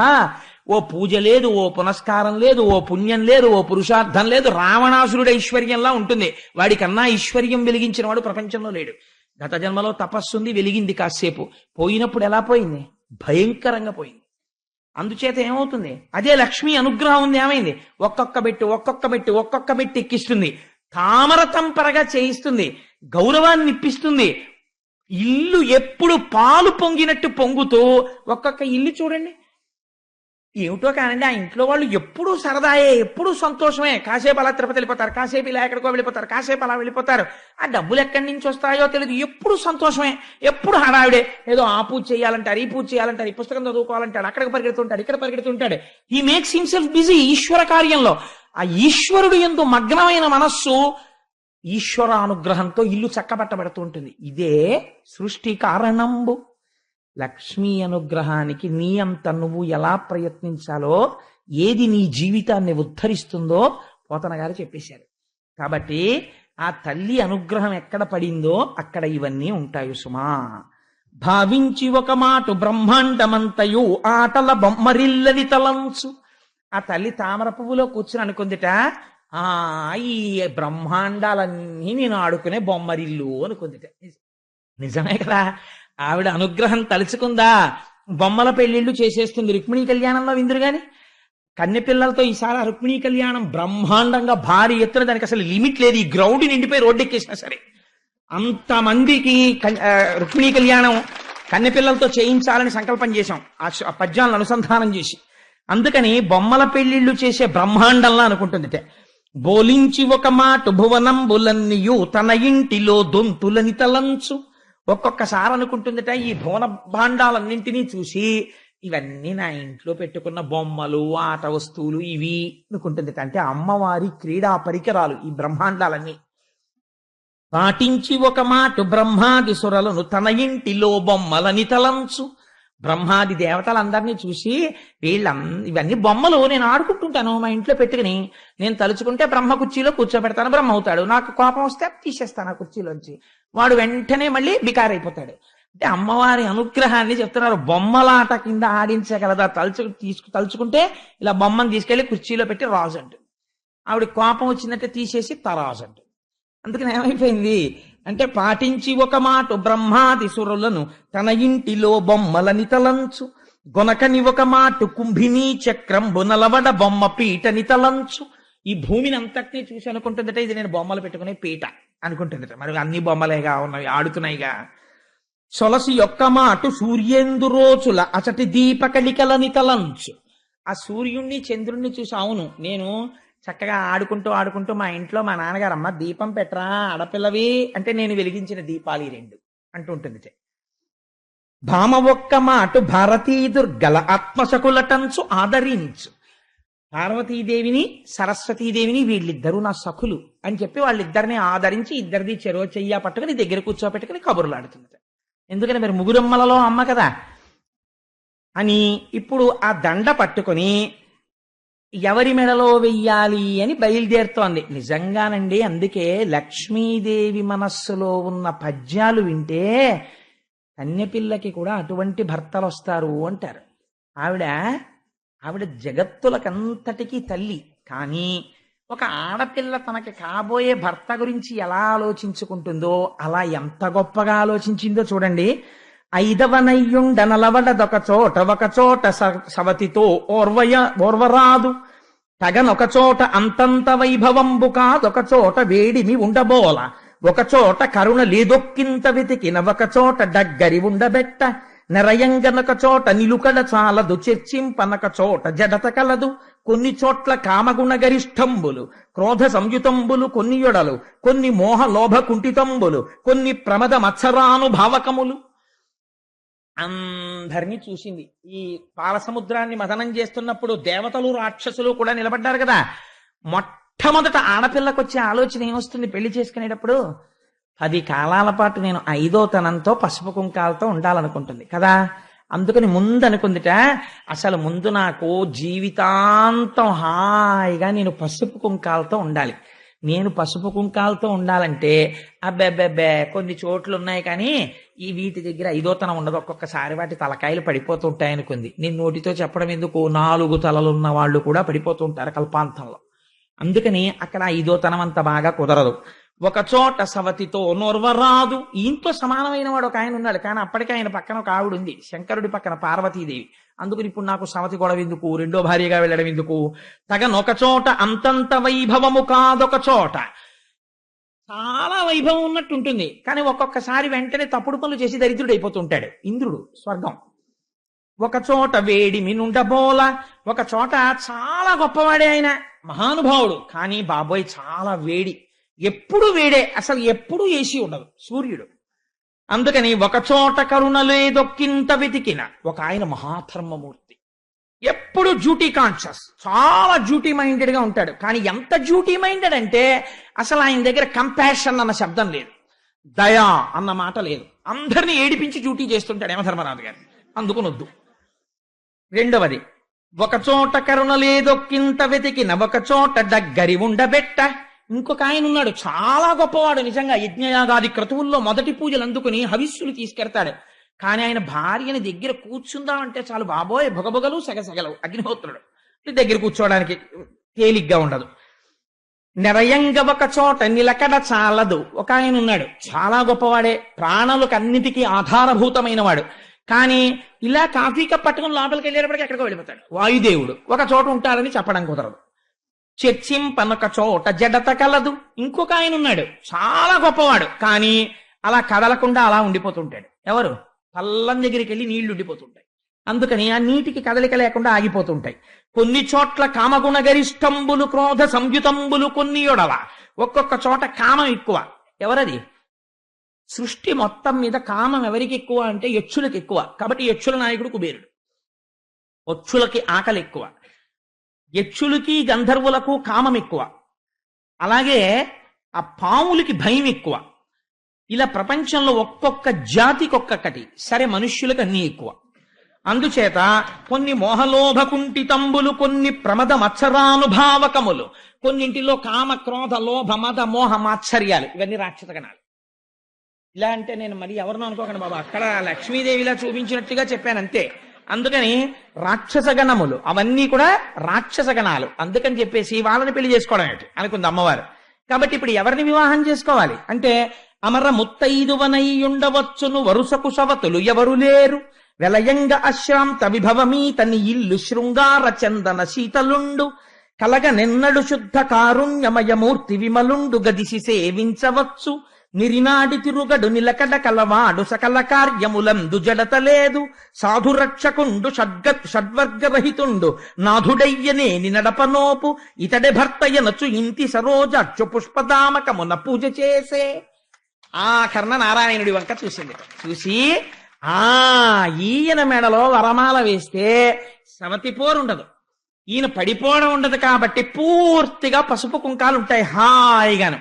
సమస్త సంపదలకు ఇతను ఇల్లు. ఇంకా శృంగారం విషయానికి వస్తే నిజంగా ఆయన్ని మించిన వాడు లేడు. ఎందుకని?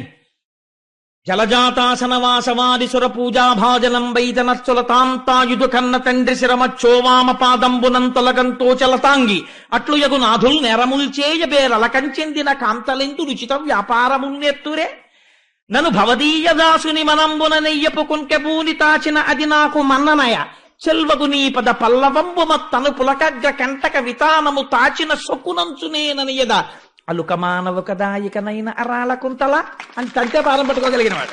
అందుకని అంతటి శృంగారమూర్తి, చందన శీతలుడు, అంత చల్లటి వాడు, పరమదయాళు. ఎంత తప్పు చేసిన వాడినైనా సరే ప్రభో పాహి పాహి అంటే వెంటనే సిరికింజప్పడు శంఖచక్ర యుగముంచేదో ఈ సంధింపడు పరిగెడతాడు. అటువంటి మహాదయాసింధువు, నిలకడ కలిగినటువంటి వాడు, సకల కార్యములందు జడత లేదు. ఈ పని తర్వాత చేద్దాం లేని కూర్చునేవాడు కాడు. పరమ ఉత్సాహంతో ఉంటాడు, చైతన్యవంతంగాను, పరమ సాధువైనటువంటి వాడు. ఇట్లాంటి వాడు నాకు భర్త కావాలి అని ఇంటి సరోజాక్షు తామర పువ్వులు లాంటి కందులున్నవాడు ఇలా చేతులు కట్టుకుని నిలబడ్డట్టు, ఏమీ తెలియని వాళ్ళలాగా. ఈయన్నే పెళ్ళాడతాననుకుందిట. గబ్బ గబ్బ గబ్బ గబ్బ సింహాసనం దిగి నడిచొచ్చి ఆ వరమాల ఆయన మెడలో వేసింది. వేసి చిత్రం ఏమిటో తెలుసా అండి, ఆవిడెక్కడ ఉండాలో చోటు ఆవిడే నిర్ణయం చేసుకుంది. ఇందీవరధామమున ముకుందుని పూజించి తనకు కూడి వసింపన్ మందిరముగ తద్వక్షమునందసలజ్జా సుదృష్టినాలోకించన్. అసలే ఎరుపు, దాని మీద సిగ్గుతో మరింత ఎర్ర పడిపోయి ఆయన ముఖం చూసి ఆయన మెడలో మాల వేసి పొంగిపోయి సిగ్గుతో నిలబడిపోయి, స్వామి నీ గుండెల్లో ఉంటాను అంది. ఎందుకని అంటే ఆయన స్థితికారుడు, లోకమునంతటినీ నిలబెట్టవలసిన వాడు. An administration should not only exercise power, simultaneously the power should also be coupled with compassion. అధికారికి ఉండవలసినది కేవలము అధికారము కాదు, దయ ఉండాలి. దయలేని అధికారి పరమ భయంకరుడు. దయ ఉండాలి. ఒక్కొక్కచో అయా క్షంతవ్యో మే పరాధ, నాది పొరపాటు జరిగింది అన్నవాడిని మన్నించగలిగి ఉండాలి ఉదార హృదయంతో. అందుచేత ఆ దయ ఉండాలి అయ్యవారిలో, లేకపోతే లోకములకు ఆయన రక్షకుడు కాలేడు. ఇది శక్తి కలవడం అంటే పురుషుడితోటి. అందుకని ఆయన గుండెల్లో చేరింది ఆవిడ. అందుకే మనం చూడండి, ఏమన్నా ఆయనకి దయ లేదండి అంటే ఇలా చూపించి ఆయనకి దయ లేదండి అనరు, ఆయనకి దయ లేదండి అనరు, ఆయనకి దయ లేదండి అని గుండెలు చూపిస్తారు. దయ గుండెల్లో ఉంటుంది. వేదాంత దేశికులు దయాశతకము అని రచించారు. అమ్మవారు గుండెల్లో ఉంటుందంటే అయ్యవారు దయామూర్తి అయ్యున్నాడు అని గుర్తు. చిత్రం ఏమిటంటే అమ్మవారు ఇలా చూసేటప్పుడు అందరినీ చూసింది, కానీ రాక్షసుల్ని చూడడం మానేసింది. అంతే వాళ్ళు దరిద్రులు అయిపోయారు, పోయిందంతే వాళ్ళకి అమృతం.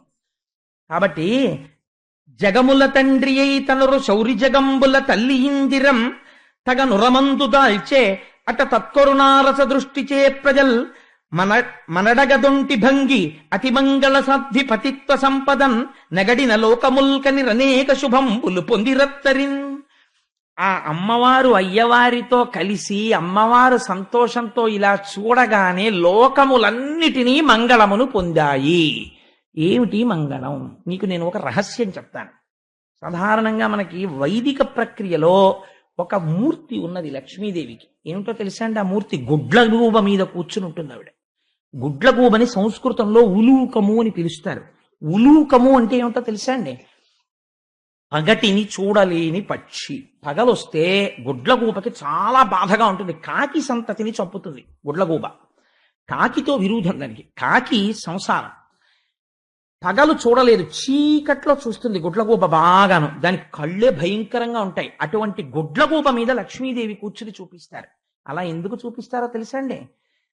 లక్ష్మి కలగగానే భగవంతుణ్ణి మరిచిపోయిన వాడెవడో వాడు పగటిని మరిచిపోయిన గుడ్లగూబ వంటి వాడు. ఆ గుడ్లగూబ మీదున్న లక్ష్మి ఎంత ప్రమాదకరమో, ఐశ్వర్యమును మరిగి భోగమును మరిగి నారాయణుణ్ణి మరిచిపోయిన వాడు అంత ప్రమాదములోకి జారిపోతున్నాడు. కాబట్టి లక్ష్మీ పూజ చేస్తూ నారాయణుణ్ణి సంతతము కొలవాలి. భక్తి జ్ఞానములతో మీరిద్దరూ తల్లిదండ్రులని ఇద్దరినీ కలిపి నమస్కారం చెయ్యాలి. అందుకే కనకధారా స్తోత్రంలో ప్రతి శ్లోకం లక్ష్మీనారాయణుల్ని కలిపి పూజ చేస్తుంది. రేపు లక్ష్మీనారాయణ స్తవంగా కనకధార చేయడానికి కారణం అది. అందుకని అమ్మవారు అలా కలిసి నారాయణుడి యొక్క శక్తిగా మారగానే లోకములకన్నిటికీ ఆయన కళ్యాణమును కటాక్షించిన వాడై ఉన్నాడు. ఇప్పుడు మామగారు అయ్యాడు సముద్రుడు కదండి. మామగారు ఎప్పుడవుతాడు? కన్యాదానం చేస్తేను అమ్మాయి అయ్యవారి దగ్గరికి చేరితే తాను మామగారు అవుతాడు. ఇప్పుడు తను మామగారు అయ్యాడు. ఇప్పుడు మామగారు అయ్యాడు కాబట్టి మామగారైన వాడు ఏం చెయ్యాలో తెలుసా అండి? కొడుకుకి అల్లుడికి అభేదం పాటించాలి.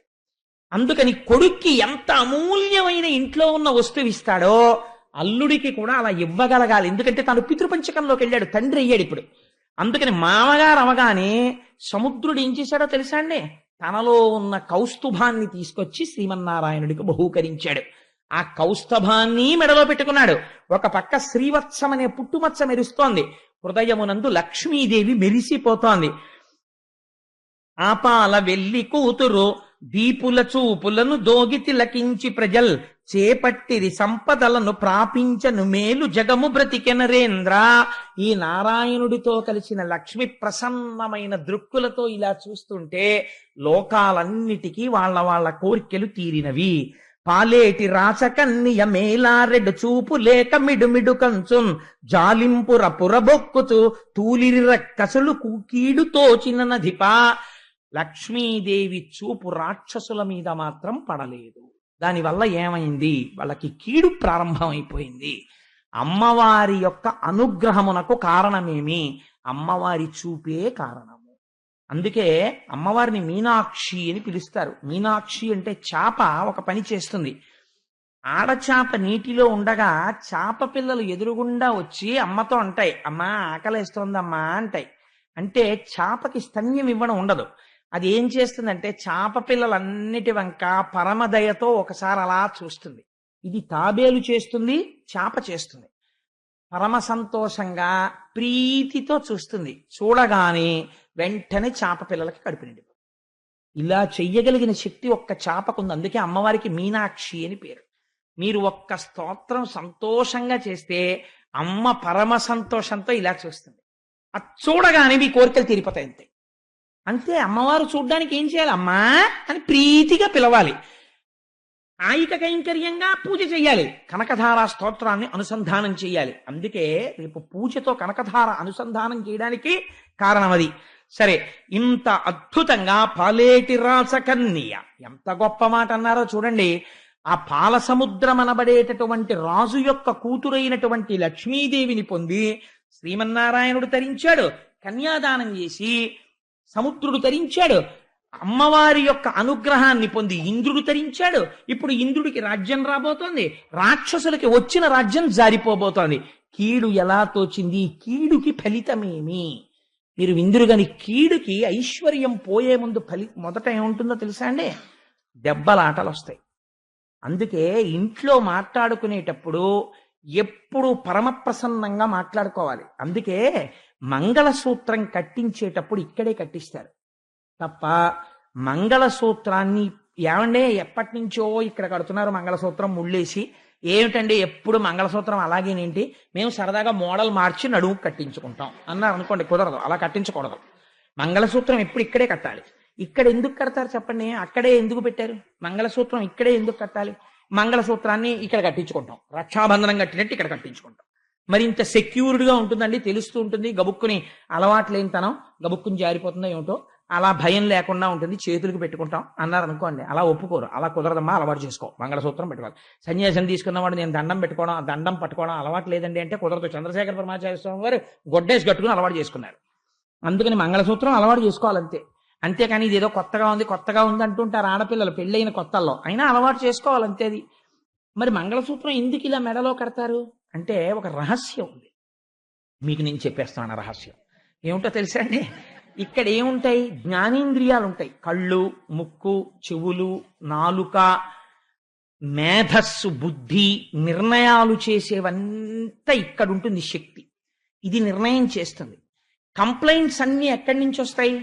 ఈ కింద నుంచి వస్తాయి. నేను ఇలా కూర్చుని ఉండగా ఓ దోమ వచ్చిన అరికాలు ఓహో కరిచేస్తోంది అనుకోండి. ఈ దోమ కరిచేస్తుంటే ఈ అరికాలు దగ్గర ఉన్న నాడీ మండలం నీ అరికాలుని దోమ కరుచుచున్నది, దయచేసి ఈ దోమను తోలెదవుగాక అని ఒక సందేశాన్ని ఇలా పంపిస్తుంది. మెడుల్లా అబ్లాంగేటా అని ఇందులోంచి వచ్చి బ్రెయిన్ కి చేరుతుంది. బ్రెయిన్ ఆ మెసేజ్ రిసీవ్ చేసుకుని మళ్ళీ ఇంటర్న్ ఒక ఆర్డర్ ఇస్తుంది. ఎడమ చేతి వైపు కాలుని గోకుతోంది కాబట్టి ఒక ఎడమ చెయ్యా నువ్వు కదిలి అసభ్యంగా అందరి ముందు కదలకుండా మెల్లగా జాగ్రత్తగా బొటన వేలుతో దోమని ఇలా అని పోగొట్టి కొంచెం సేపు మాత్రమే గోకి వెనక్కి వచ్చేయి అంటుంది. కాబట్టి బొటన వేలు ఇలా వెళ్ళి అది తీర్చేస్తుంది. ఇప్పుడు ప్రధానంగా ఈ క్రిందనున్నటువంటి శరీరానికి సంబంధించినటువంటి సమస్యలన్నీ ఎందులోంచి ఎడతాయి? ఇందులోంచి వెళ్ళి ఇక్కడికి ఎడతాయి. ఇక్కడి నుంచి వచ్చిన ఆదేశాలన్నీ ఎక్కడి నుంచి ఎడతాయి? ఇందులోంచి కిందకి ఎడతాయి. కాబట్టి ఇది ప్రధానం. దీన్ని ఈ కిందనంతటినీ ఇది కలుపుతూ ఉంటుంది. ఇది చెప్పిన మాటని ఇది ఎప్పుడూ కాదందు. ఎడం చెయ్యి గోకు అందనుకోండి, అస్తమానం నాకే పని చెప్తారండి, ఆ దోమలు కూడా ఇట్టే కుడతాయేంటి, ఆ కుడి చేయికి అందుతుంది దాని గోకమనండి అంద ఎప్పుడు ఎడం చేయి గోకుతుంది అంతే, అంతేకాని ఎప్పుడు దెబ్బలాడదు. అందుకే బుద్ధి స్థానము పెద్దవాణ్ణే పెళ్లి చెయ్యాలి. అందుకే ఆడపిల్ల పెద్దదైతే ఆయుక్షీణం అంటారు. పెద్ద పిల్లని చెయ్యరు, చిన్న పిల్లని చేస్తారు. ఎందుకో తెలుసా అండి, చిన్న పిల్ల అంటే మాట వినే పిల్ల. ఇంకా ఈయనకున్న పరువము, ఈయనకున్న బుద్ధి నైపుణ్యము ఆవిడకుండదు. భార్యకి సమస్య ఉండొచ్చు, కానీ నీ మొహం నీకేం తెలుసు, మొన్న అలాగే చేసి వచ్చారు, తగలబెట్టారు, మా అన్నయ్యని అడగండి అనకూడదు. ఏమండి చూసారా, మీరు పాపం మంచివారు, మీకు అంత బాగా ఇంకాను ఆ మంచితనం మీ మేధస్సుని కప్పేస్తుంది. తొందరగా అవతల వాళ్ళకి సంప్రీతి పొందుతారు. మా తమ్ముడు ఘటికుడు, వాడిని ఒకసారి సంప్రదించండి అని మంచిగా చెప్పాలి. అందుకని ఈయన ఒక నిర్ణయం చేశాడనుకోండి, ఇది వినాలి. ఇది వినకపోతే అసలు దీని శరీరం అనరు, ఇక్కడే కొట్టేసుకుంటుంటాయి. ఈ చెయ్యికి ఈ చెయ్యి మీద కోపం వచ్చి, ఈ చెయ్యికి ఈ చెయ్యి మీద కోపం వచ్చి కొట్టేసుకుంటాయి అనుకోండి. చూసిన వాడు పిచ్చాడండి అంటారు. ఈ రెండు చేతులే ఉన్నా, ఈ చెయ్యికి ఎప్పుడన్నా దెబ్బలాట వచ్చి రెండు చేతులు కొట్టేసుకుని పోలీస్ స్టేషన్లో కంప్లైంట్ ఇచ్చిన వాడిని మీరు ఎక్కడన్నా చూసారా? కొట్టుకోవు. ఎందుకు కొట్టుకోవు అంటే, రెండున్న ఈ కాలునో ఈ కన్నునో అలా ఏం కొట్టేసుకోవు. ఎందుకనంటే మనందరం ఒకటి, అయ్యో ఈ శరీరానికి చెందిన వాళ్ళం అని చూస్తాయి. అలా ఒక కుటుంబంలో తండ్రి స్థానం ఇది, భార్యాస్థానము బిడ్డల స్థానము ఇది. సమస్య ఉండొచ్చు, కానీ ఆ ఇంట్లో ఎలా ఉండాలంటే శరీరమునందు ఏకత్వం ఉన్నట్టు, దీని ఆలోచనలు ఇది మన్నించినట్టు నీవు కూడా విని నీ ఇంటిని ప్రశాంతముగా ఉంచుకుందువుగాక. ఇన్ని సమస్యలో ఇలా పెడుతున్నాయి, ఇన్ని ఆర్డర్సో కిందకెడుతున్నాయి, ఒక్కటి పైకి వినపడుతోందా? ఇల్లు అలా ఉండాలి. ఇల్లాలు నోరు పైకి వినపడకూడదు, అంత అందంగా ఉండాలి చక్క పెట్టడం. ఇల్లాలి సమర్థతే ఇంటి ఐశ్వర్యానికి కారణమవుతుంది. అటువంటి ఐశ్వర్యం ఎక్కడి నుంచి వస్తోంది? ఇల్లాలిలోంచి వస్తోంది. అందుకని ఇది మంగళసూత్రము. ఇలా వినబడేటట్టు మా ఇల్లు ఉండుగాక. ఇంట్లో అరుపులు కేకలు, లేచిన దగ్గర నుంచి దెబ్బలాట్లు కేకలు, పిల్లలు తండ్రి మీద, తండ్రి పిల్లల మీద, వాడు ఈ ఛానల్ పెడతానని వీడు ఈ ఛానల్ పెడతాడని రిమోట్ కంట్రోల్ విసిరేసి, ఈయన కాఫీ విసిరేసి, ఆవిడేమో స్టవ్ ఆర్పేసి పని పిల్ల మీద కేకలేసేసి, పని వాళ్ళు యజమాని మీద కేకలేసేసి, నానా అల్లరి. దీనికి తోడు ఇంట్లో జంతువులు, ఇదంతా కూడా పెరిగిపోయాయి అనుకోండి, ఇంకా ఆ ఇల్లు ఇల్లులా ఉండదు. ఎక్కడుంటుందండి? లక్ష్మీదేవి పారిపోతున్నాయి ఇంట్లోంచి, దరిద్రం వచ్చేస్తుంది. కాబట్టి ఎందువల్ల లక్ష్మి ఉంటుందో, ఇల్లు ఎలా ఉండాలో మనకి చూపిస్తోంది లక్ష్మీ కళ్యాణ వైభవం. అందుచేత మహానుభావుడు కౌస్తభాన్ని ఇస్తే దాన్ని ధరించి శ్రీమన్నారాయణుడు లక్ష్మీ సహితుడయ్యాడు. అయితే మీరు ఒక్క మాట నేను మనవి చేస్తాను. ఈ లక్ష్మీ కళ్యాణ ఘట్టం అన్నదాన్ని నేనైతే అనుకుంటున్నాను, అసలు ఇంట్లో ఉన్నటువంటి స్త్రీలు, పురుషులు చదివితే చాలా మంచిదే, వాళ్ళకి ఎప్పుడో అప్పుడు సమయం ఉంటుంది కాబట్టి అసలు ఈ లక్ష్మీ కళ్యాణ ఘట్టం అనేటటువంటి దాన్ని చదువుకుంటూ ఉండాలి, కనీసం ఆ లక్ష్మీ ఆవిర్భావం దగ్గర నుంచి.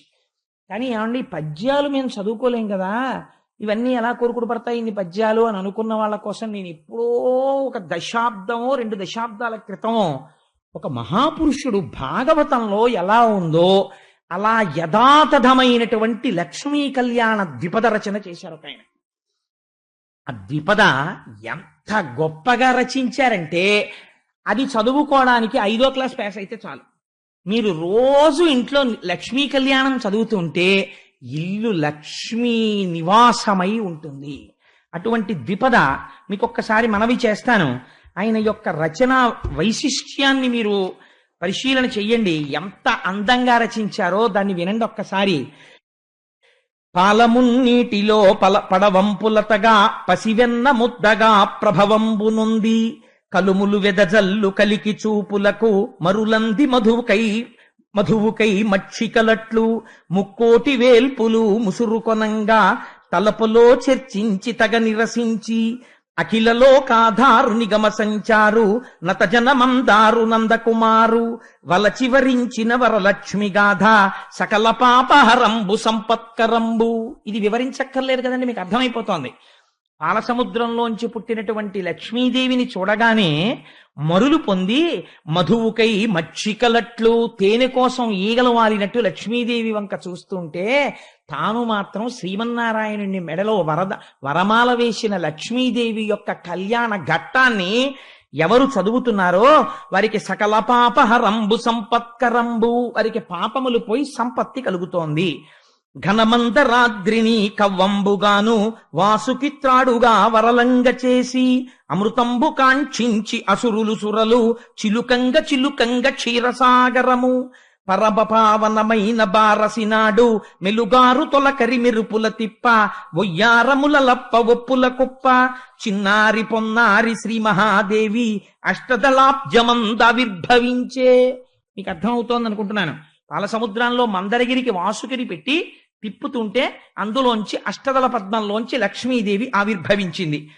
నింగిని తాకెడు నిద్దంపుటలలు తూగుటుయ్యాలలై తుంపెసలారా, బాలతా నటుతూగ పద్మమ్ము ఛాయ, కన్నెతా నిటుతూగ కలువ పూచాయ, అటు తూగి ఇటు తూగి అపరంజి ముద్ద, వీక్షించుచుండగా వెదురు మోసట్లు, పెరిగి పెండిలి ఈడు పిల్లయ్యనంతా.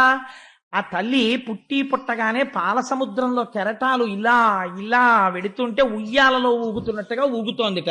అటు ఊగినప్పుడు కలువ పూఛాయ, ఇటు ఊగినప్పుడు తామర పూఛాయ, అటువంటి ఛాయతో మెరిసిపోతోందిట అమ్మవారు. కల్పద్రుమంబున కలికలంబోలి తనువున పులకలు దట్టమైదిగుడా, బారజాచి ప్రమోద భాష్పముల్ రాల. కల్పవృక్షం ఎంత సంతోషపడిపోతుందో అలా తన కడుపున పుట్టినటువంటి కూతుర్ని చూసుకుని పాలసముద్రుడు పొంగిపోయాట. ఆడపిల్లని చూసుకుని, ఆడపిల్ల పుడితే 7 తరాలు తరింపచేయగలిగినటువంటి పిల్ల పుట్టిందని తండ్రి అలా పొంగిపోతాట.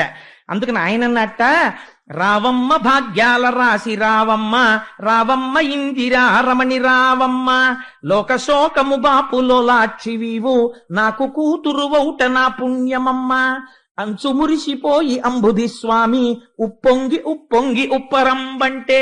అంబుధి స్వామి అంటే సముద్రం. అమ్మా, లోకుల కష్టాలు తీర్చే లక్ష్మివి నా కడుపున పుట్టావమ్మా, అంటే వేరొకరి ఇంటికి లక్ష్మిగా నేను కన్యాదానం చేయగలను, ఆడపిల్లవి పుట్టావని పొంగిపోయి అంబుధి స్వామి ఆకాశం అంటే సముద్రం ఆకాశాన్ని అంటుకుందిట. అంత సంతోషపడిపోయట.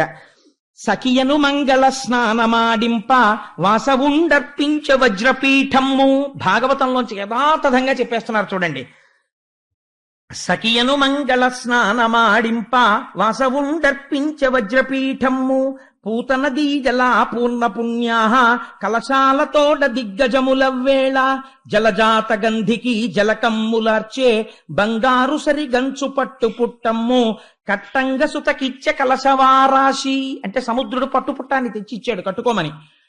వెలలేని నగలిచ్చే విశ్వకర్ముండు, రాజీవముఖులైన రంభాదులంతా కురులును నగతువ్వి కుప్పెలు పెట్టి, కీల్జడ సవరించి కింజల్క ధూళి, చెదరని క్రొవ్విరుల్ చిక్కగ ముడిచి, కలల పుట్టిన ఇండ్లు కన్నుదమ్ములకు కమ్మని కవ్రంపు కాటుక దిద్ది, వెన్నెల తేటయౌ వెడదమో మునకు, గుమ్మడి విత్తంత కుంకుమ పెట్టి.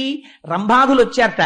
వచ్చి అమ్మవారి యొక్క కేశపాశాన్నంతటినీ దువ్వి చక్కగా జడేసి పూలు పెట్టి, అమ్మవారి కన్ను యొక్క కింది భాగాన్ని వేలుతో ఇలా కిందకి లాగి అందమైన కాటుక తీసి అమ్మవారి యొక్క కన్నుకి అలా వేలుతో కాటుక పెట్టేస్తా. పెట్టి గుమ్మడి విత్తనమంత కస్తూరి బొట్టు అమ్మవారి యొక్క లలాటమునందు అలంకారం చేశారట.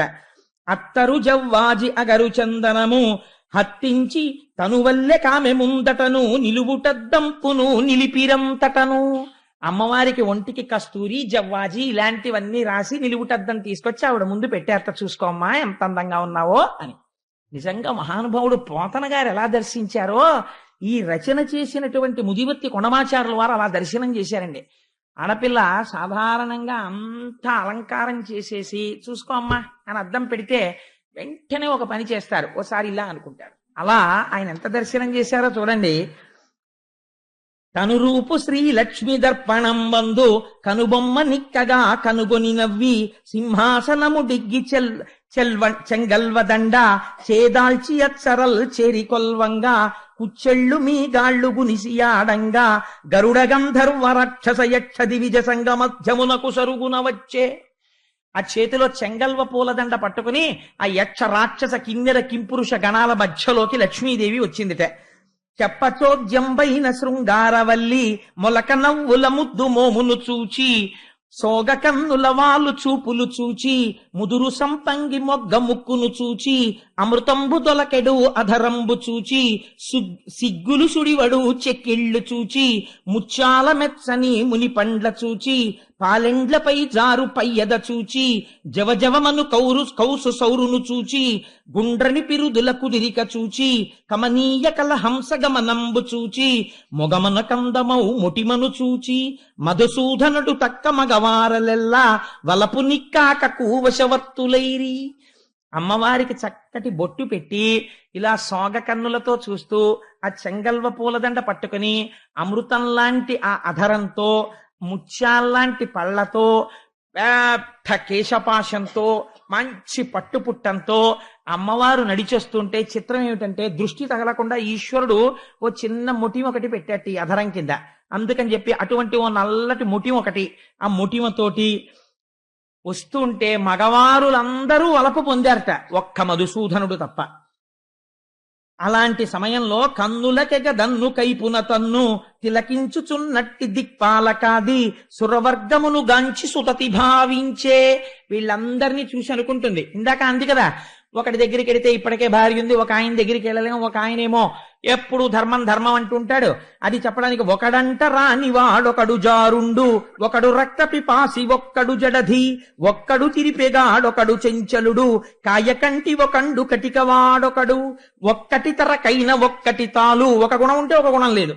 ఈ మొగమ్ములకటే ఇంతింత నునుపు, శ్రీవత్సవక్షుండు శ్రితరక్షకుండు, పుండరీకాక్షుండు భువనమోహనుడు, శంఖచక్రధరుండు శార్ంగహస్తుండు, తప్తచామీకరా ధగధగద్ధగిత పీతాంబరధరుండు, ప్రియదర్శనుండు, మణిపుంజరంజిత మంజుల మకుట మకరకుండలహార మంజీర కటక, కాంచికా కేయూర కమ్రభూషణుడు, అనుపమ జ్ఞాన బలైశ్వర్య వీర్య మాధుర్య గాంభీర్యమార్థవౌదార్య శౌర్య ధైర్య స్థైర్య చాతుర్య ముఖ్య కళ్యాణ గుణగణౌఘ మహార్ణవుండు, తనకు నీడగువాడు తనమించువాడు, విశ్వమంతయును తానైనవాడు, శేషాద్రి నిలయుండు శ్రీనివాసుండు, పతి అయిన సుఖములు పడయంగవచ్చు, తులలేని భోగాల తులతూగవచ్చు, ఏడేడు లోకాల ఏలంగవచ్చు, అంచు సౌరికి వైచె అలమేలు మంగ చెంగల్వ విరిదండ చిత్తమొప్పంగా,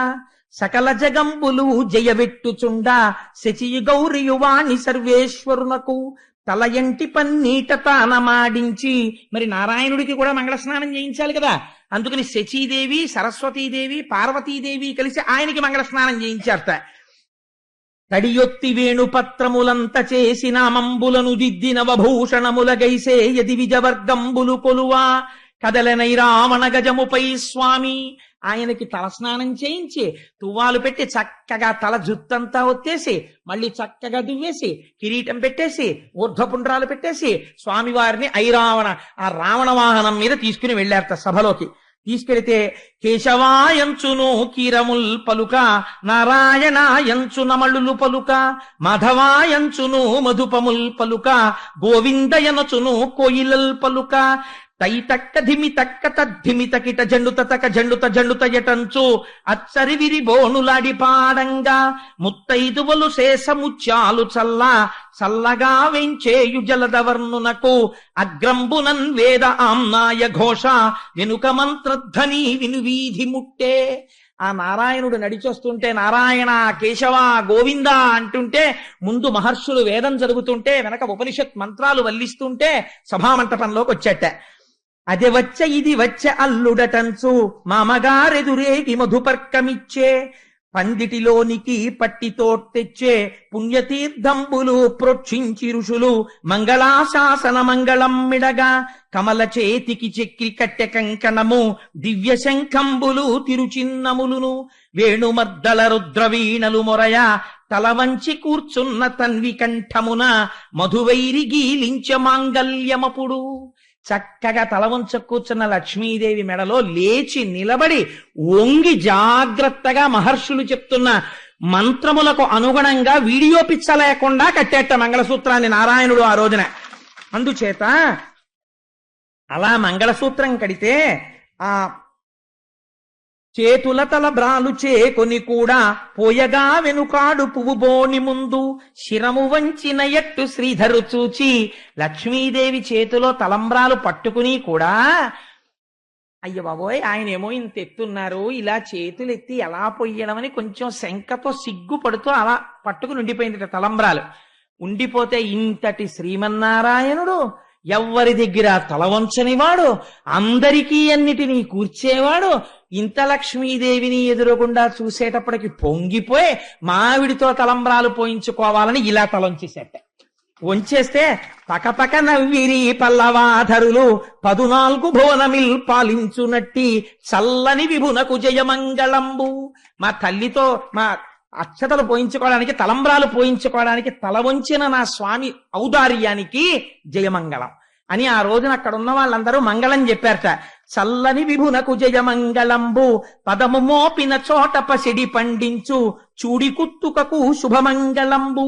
అంచుహారతులెత్తనంగనామణులు, రేపు మీరందరూ హారతులు ఎత్తుదురు గాని హారతులెత్తనంగనామణులు సాగె బువ్వము బంతి సంతోషముగను కలిత కంకణ జనాత్కారములెసగా కటక ఘలంఘలాత్కారముల్ పొసగా పిరుదులపై వేణి పింపిళ్ళు కూయ మొగమున తిలకంబు ముక్కున జార చిరు చెమ్మటల దోగి చెదరు గంధమ్ము ఘమఘమ వాసనల్ కృమరింపంగా చురుకు చూపుల కోపు చూపర గుండె పలువ చిచ్చుర గొల్పు వగలాడి ఒకటే కోడిగమ్మాడెను గోపాలునిట్లు. భోజనాలు పెడుతున్నారట. ఎంత గమ్మత్తుగా వర్ణించారో చూడండి. ఆ భోజనాలు పెట్టేటప్పుడు మగవాళ్ళు కాదు వడ్డనలు చెయ్యవలసింది, అమ్మతనం. ఆడవాళ్ళు ఎలాంటి వాళ్ళు వడ్డించారట. చక్కగా పట్టు చీరలు కట్టుకుని ఆ చీరలు ఇలా తీసి ఇలా దోపుకుని కొంచెం ఇలా చీర తీసి కుచ్చిళ్ళు పైకెట్టుకుని ఆ చేతుల నిండా గాజులేసుకుని మంచి బొట్టు పెట్టుకుని పువ్వులు పెట్టుకుని ఘుమఘుమలాడిపోయే సుగంధాలు ఒంటికి పూసుకుని పెళ్లి కదా వచ్చి కొంచెం పప్పు వేసుకోండి, కొంచెం కూర వేసుకోండి అంటుంటే అంత పప్పు అక్కర్లేదమ్మా అంటే ఇలా కొరకొరా చూస్తుంటే ఏమిటో అడగడం అని అంత అక్కర్లేదన్నానమ్మా అంటే ఓ చిరునవ్వు నవ్వేస్తుంటే ఆ సువాసనలకి వాళ్ళని చూసి వీళ్ళు పొంగిపోయి 2 ముద్దలు తినేవాడు 6 ముద్దలు తింటుంటే అలా వడ్డించేస్తుంటే ఇంత కష్టం తెలియని ఆడవాళ్ళు కొంచెం చెమటలు పట్టేసి ఆ బొట్టు కరిగి కొద్దిగా ఇలా పడిపోతుంటే ఆ పమిట కొంగు ఇలా దోపుకున్న తీసొక్కసారి ఇలా ఇలా ఇలా హత్తుకుని చక్కగా పెళ్లిపీటల మీద ఇంకా కూర్చున్నటువంటి ఆ లక్ష్మీనారాయణుల్ని చూసి కోడిగమ్మాడెను కొమరిత యొక్కతే. ఒక ఆడపిల్ల చాలా గడుసుది గోపాలుణ్ణి చూసి ఇలా అందిట ఆయన్ని. ఆ పెళ్లి కొడుకుని చూసి హాయిగా కూర్చున్నాడు, చూడు ఎలా ఉన్నాడో అనుకుందో ఏమో ఆవిడ.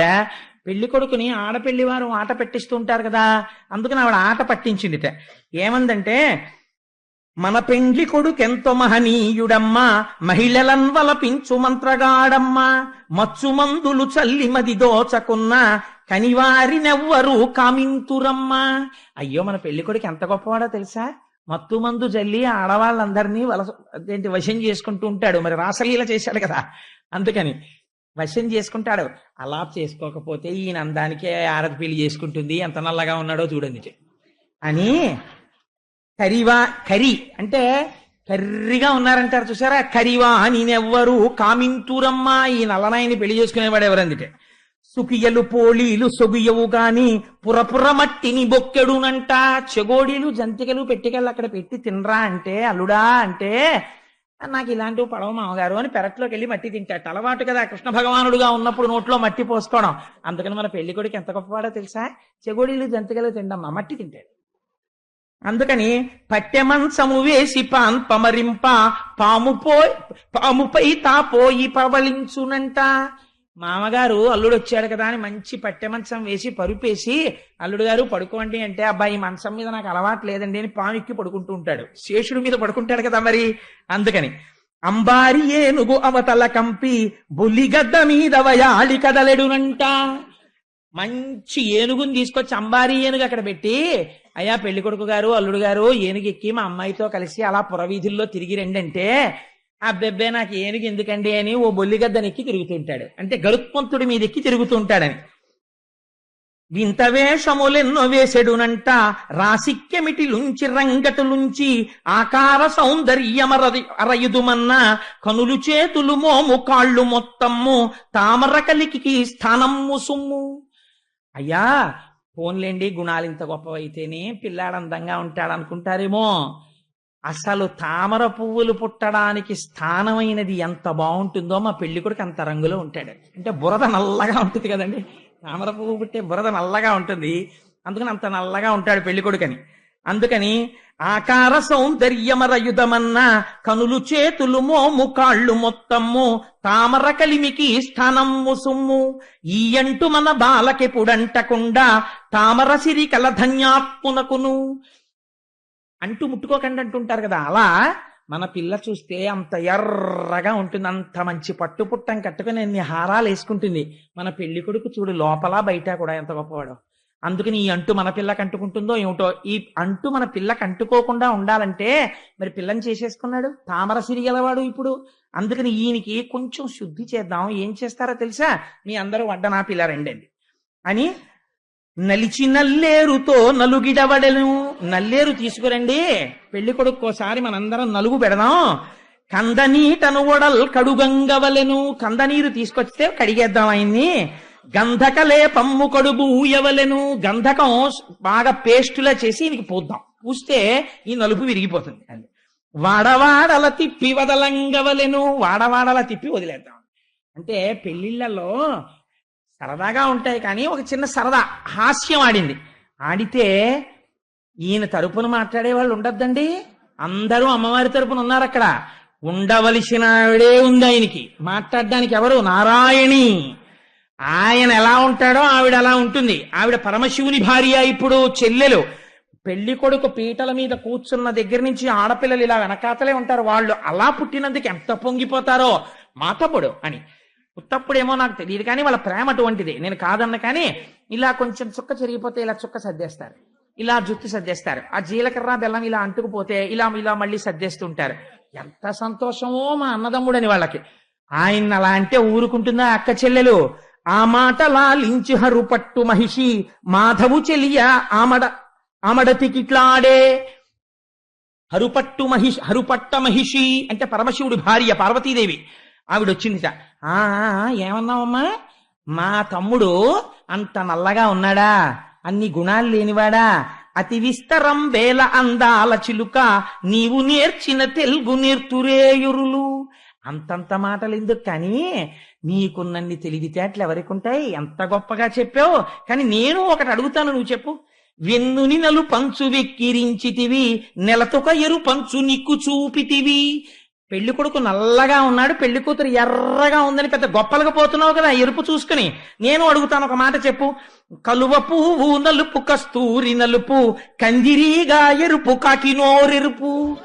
కందిరీగా ఎర్రగా ఉంటుంది, ఎంత బాగుందో అని ముట్టుకుంటే కుడుతుంది. కాకినోరు ఎర్రగా ఉంది కదా అని చూస్తే అన్నిటినీ తింటుంది, దానికి ఏది వదిలిపెట్టవలసింది లేదు. కాకినోరు ఎరుపే, కందిరీగా ఎరుపే. నల్లటి కలువ నలుపే, కస్తూరి నలుపే. కానీ ఆ రెండింటికి ఉన్న అందం ఈ రెండింటికి ఉందా? ఎర్రగా ఉంది, మీ పిల్లని పొంగిపోతున్నావు. నారాయణ తత్వం చల్లతనం అంతా నలుపులో ఉందమ్మా, నీకేం తెలుసు నలుపుకున్న నాణ్యం అని.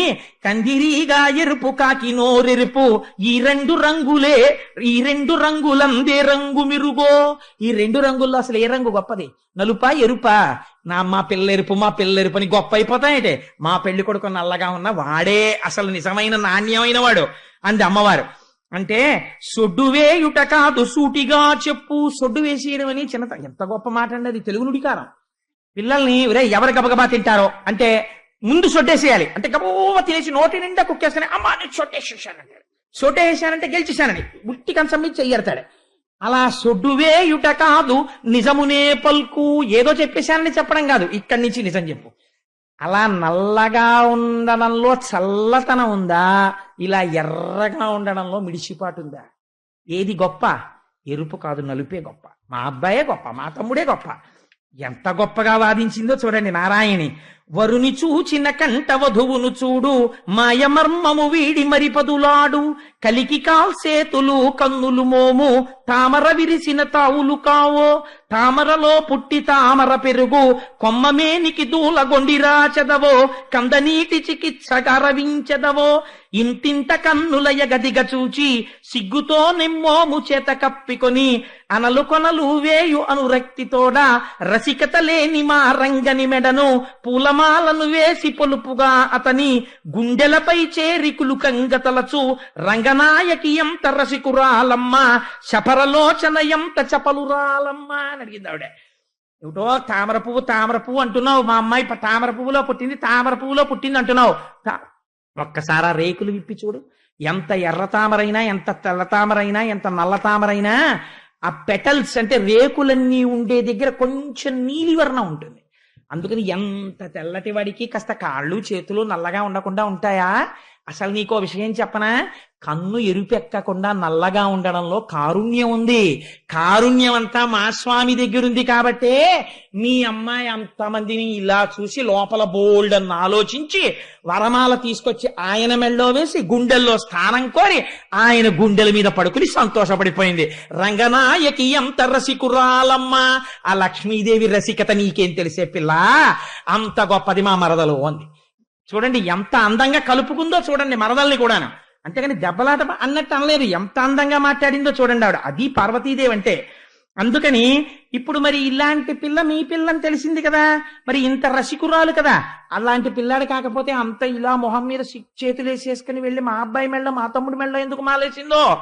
అలాంటప్పుడు కొమ్మమే నికి దూలగొండి రాచెదవో కందనీటి చికిత్సటరవించెదవో ఇంతింత కన్నుల ఎగదిగ చూచి సిగ్గుతో నిమ్మోము చేత కప్పికొని అసలు కొనలు వేయు అనురక్తితోడా రసికత లేని మా రంగని మెడను పూలమాలను వేసి పొలుపుగా అతని గుండెలపై చేరికులు కంగతలచు రంగనాయకి ఎంత రసికురాలమ్మ శపరలోచన ఎంత చపలురాలమ్మ. శపరలోచన అంటే తుమ్మెదల వంటి కన్నులున్నది. తుమ్మెద ఎలా తిరుగుతుందో అలా నారాయణుణ్ణి తనివి తీరకుండా పైనుంచి కిందకి చూసే అలవాటు ఉన్నది. అంతటి సౌశీల్యం మీ అమ్మాయి ఎందుంది. వాళ్ళిద్దరూ అలా ఒకళ్ళనొకళ్ళు సంతోషంగా ఉన్నారు, మనం ఎందుకు ఈ హాస్యాలు అంది. ఆ నవ్వులీ నవ్వుల రవిరి మల్లె అందాలు చిందుచు అలరింపమదులు. వాళ్ళు పకపకా నవ్వారు, వీళ్ళు పకపకా నవ్వారు. ఈ నవ్వుల్లో ఆ నవ్వుల్లో కలిపి మల్లెలు విరిసాయిట పెళ్లి పందిట్లో. సకల వైభవములా జరిగెను పెండ్లి అంపకమ్ముల వేళ అరుదించినంత పసుపు కుంకుమ పూలు పండు టెంకాయ తాంబూల మొడి దాల్చి తరలాక్షి లక్ష్మి తలపు లోపల కృంకు తండ్రిని చేరి. అమ్మాయి అత్తవారింటికి వెళ్ళిపోయే సమయం ఆసన్నం అయిపోయింది. ఆ ఒడి తీసి ఆ ఒడిగంటని పెడతారు కదా, అందులో టెంకాయ పసుపు పళ్ళు కుంకం అన్ని పెట్టారు. ఆ ఒడిగంటి ఇలా పెట్టుకుంది. నారాయణుడితో కలిసి బయలుదేరడానికి సిద్ధపడి వెనక్కి తిరిగి చూసిందిట. ఇంతటి మహానుభావుడు, ఇంత గాంభీర్యానికి పేరుగన్నవాడు, ఇన్ని విషయాలు తెలుసున్నవాడు, ఇంతటి సముద్రుడు కూడా బేలైపోయి కళ్ళమ్మట నీళ్లు తిరుగుతుండగా కూతుర్ని చూస్తున్నట్ట. దగ్గరికొచ్చి నాయనాయని పిలిచినవ దుఃఖ బాష్ప కణములు జల జల కన్నులు రాల గుండెపై తలవాల్చి కుములు చుండంగా కడవెడు బడబాగ్ని కడుపులో ననచి శిరమును మూర్ఖుని చెక్కిళ్ళు నిమిరి. ఆయన కడుపులో బడబాగ్నిట, ఎంత గొప్ప మాట అండి. సముద్రంలో అగ్నిహోత్రం ఉంటుంది. ఎంత వేదాంతం తెలిసినవాడైనా, ఎన్ని ఉపన్యాసాలు చెప్పిన వాడైనా, ఎన్ని పుస్తకాలు చదివిన వాడైనా, ఎన్ని పూజలు చేసిన వాడైనా తన కూతుర్ని కన్యాదానం చేసి నిజంగా వెళ్ళిపోతుంటే ఎంత దుఃఖం వచ్చేస్తుందో. 10 మందిలో ఏడిస్తే బాగుండదని లోపలికి వెళ్ళి కళ్ళు తుడుచుకుంటాడు. అందుకని కడుపులో బడబాగ్ని కన్నుల తన్నా కళ్ళల్లోకొచ్చి కళ్ళమ్మట నీళ్ళు వస్తూ ఆ తల్లి బుగ్గలు పట్టుకుని శిరస్సు ఉంచి శిరస్సు మీద ముద్దు పెట్టుకుని ఆ బుగ్గలు నిమిరి కూతురుతో సముద్రుడు అన్నట్ట, పాలపూసల తల్లి భాగ్యాల వెళ్ళి వేట్క అత్తింటికి వెళ్ళి రావమ్మ. ఆడపిల్లలకు తండ్రి అయ్యడు కంటే మతిగతి లేనట్టి మానవుట మేలు. ఆడపిల్లకి తండ్రి అవడం కన్నా ఒక మానవి పుడితే మంచిదమ్మా. ఇంత తండ్రిని నాన్నగారండి అని ఇంట్లో తిరిగి అత్తవారింటికి వెళ్ళిపోతుంటే తట్టుకోలేమమ్మా అన్నట్టు సముద్రుడంతటి వాడు అని వీనుల నీ పాట వినిపించుచుండా. ఆడపిల్లలు ఇళ్లలో ఎప్పుడు ఏదో పాట పాడుతుంటారు. ఆడపిల్ల అత్తారింటికి వెళ్ళిపోతుంటే అలా ఎప్పుడు ఏదో పాట పాడుతుండేది, ఆ టీవీ పెడుతుండేది. ఎందుకమ్మా టీవీ అంటే కట్టేసి నాన్నగారండి మంచి పాట అండి ఏదో పాట పాడుతుండేది. ఆడపిల్ల దెబ్బలాడలేకపోయే వాళ్ళం. ఏదో ఓ పిచ్చి పాట ఒకటి పట్టుకుని ఇలా డాన్స్ చేస్తుంటే ఏమిటది ఆడపిల్ల పెద్దదాని అవుతున్నావు, అలా డాన్స్లు అవి చేయకూడదు అని నాన్నగారంటే మళ్ళీ గమ్ముగా ఏం తెలియనట్టు ఊరుకుని ఆ ఆడపిల్ల యొక్క సౌశీల్యం జ్ఞాపకానికి వచ్చి వీనుల నీ పాట వినిపించుచుండా కన్నుల నీ ఆట కనిపించుచుండా ఊరటతో ఎట్టులుందునేయమ్మా. గడియలో నిన్ను వచ్చి కనకుంతునమ్మ అని సాగరుడు పుత్రినను అనునయింపంగా. ప్రతి తండ్రి ఈ మాట అంటాడు, ఆఖరి నోటి గుర్తు చేసుకుంటాడు. పర్వాలేదులే, హైదరాబాదేగా, ఎప్పుడు మూడు వస్తే అప్పుడు జనరల్ కంపార్ట్మెంట్ ఎక్కినా ఎక్కువచ్చేస్తాను, తెల్లారేటప్పటికి నీ దగ్గర ఉంటానంటాడు. ఎందుకని? కూతురు బాగా ప్రేమ పెంచుకున్నవాడు యోగ్యుడైన భర్తతో పాటు ఒకటి కోరుతుంటాడు. ఏమిటో తెలుసా అండి? ఇంత పిచ్చి పెంచుకున్న వాళ్ళు ఏ ఫారినో వెళ్ళిపోతారో ఏమిటో అంటుంటాడు. ఎందుకంటే తను వెళ్ళలేడని బెంగ. ఎంత పిచ్చి ప్రేమ ఉంటుందో చూడండి. తండ్రికి పైకి చెప్పుకోడు, అంతే తేడా. ఎంత బాగా ఆవిష్కరించారో. బుద్ధులు గరపిరి పుణ్యకామినులు, అక్కడ ఉన్నటువంటి పుణ్యకామినులైన వాళ్ళు అత్తవారింటికి ఎడుతున్న ఆడపిల్లకి మంచి మాటలు చెప్పారు. ఏమి నోము ఫలంబో ఏమి భాగ్యంబో వేదాంత వేద్యుడు విభుడాయ నీకు, ఆముదాలన్నీయు వాణి ముచ్చములే చిగురు బోండ్లందరూ సింధు కన్యకలే, తల్లి నీ వెరుగని ధర్మంబుగలవే నెలత నీ వెరుగని నీతులున్నవియే, పదుగురు నడచిన బాట ఏ బాట మందికి నచ్చిన మాట ఏ మాట, మంచిని విత్తిన మంచి ఫలించు జొన్నలు విత్తిన చోళ్ళేల పండు, పోయిరా గదమ్మ పుత్తడి బొమ్మ నీదు పుట్టింటిపై నెనరుంపరమ్మ, కనిపెంచకున్నను కళ్యాణి నిన్ను కన్నుల చూడక ప్రొద్దు గడుచునే మాకు అని. అమ్మా వెళ్ళిరా, 10 మంది నడిచిన బాటే బాట, ఎదురు తిరిగి మాట్లాడకు. అమ్మా నీకు తెలియని విషయాలున్నాయా? అయినా కూడా చెప్పకుండా ఉండలేక మంచి మాటలు చెప్పి ఆడవాళ్ళు వెళ్ళగానే ముందు మీ మరిదిని ఇంట్లోంచి పంపించేయడం మొదలుపెట్టు అని పిచ్చ మాటలు కాకుండా చక్కటి మాటలు చెప్పి ఆ తల్లికి అత్తవారింటికి పంపిస్తుంటే, కనిపెంచకున్నను కళ్యాణి నిన్ను, అమ్మ నిన్ను మేము కనలేదు, పెంచలేదు, కానీ పుట్టినంత మాత్రం చేత మాకే ఇలా ఉంటే, ఆడపిల్లని కని పెంచి పెద్ద చేసి కన్యాదానం చేసేవాళ్ళు ఎంత గుండెల్లో బాధగా ఉంటారో. ఈ ఒక్క మాట రోజు ఇళ్లలో అర్థమై చదువుకుంటే ప్రతి ఇల్లు సౌభాగ్యంతో ఉంటుంది. అందుకని చిలుకలు పల్కిన చివురుమా విళ్ళ కోయిలల్ కూసిన గుండెలెట్లాడు. చిలుకలు ఎక్కడైనా పలుకులు పలికినా, కోయిల కూసినా, మా అమ్మాయి ఇలాగే పాడుతుండేది ఇంట్లో, పిచ్చి తల్లి వెళ్ళిపోయింది పెళ్లి చేసుకుని అని గుర్తొస్తుంది.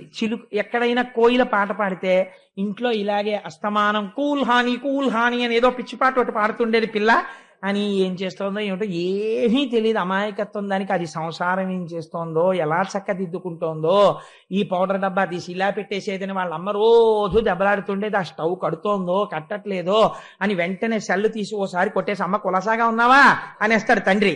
అలా ఎంత మాట అన్నారో చూడండి. చిలుకలు పల్కిన చివురమా విళ్ళ కోయిలల్ కూసిన గుండెలెట్లాడు, పొగడ చెట్లకు వ్రేలు పూదొట్ల గన్నా నిమ్మలంబుగా ఎట్లు నిలుతుమే కన్నా.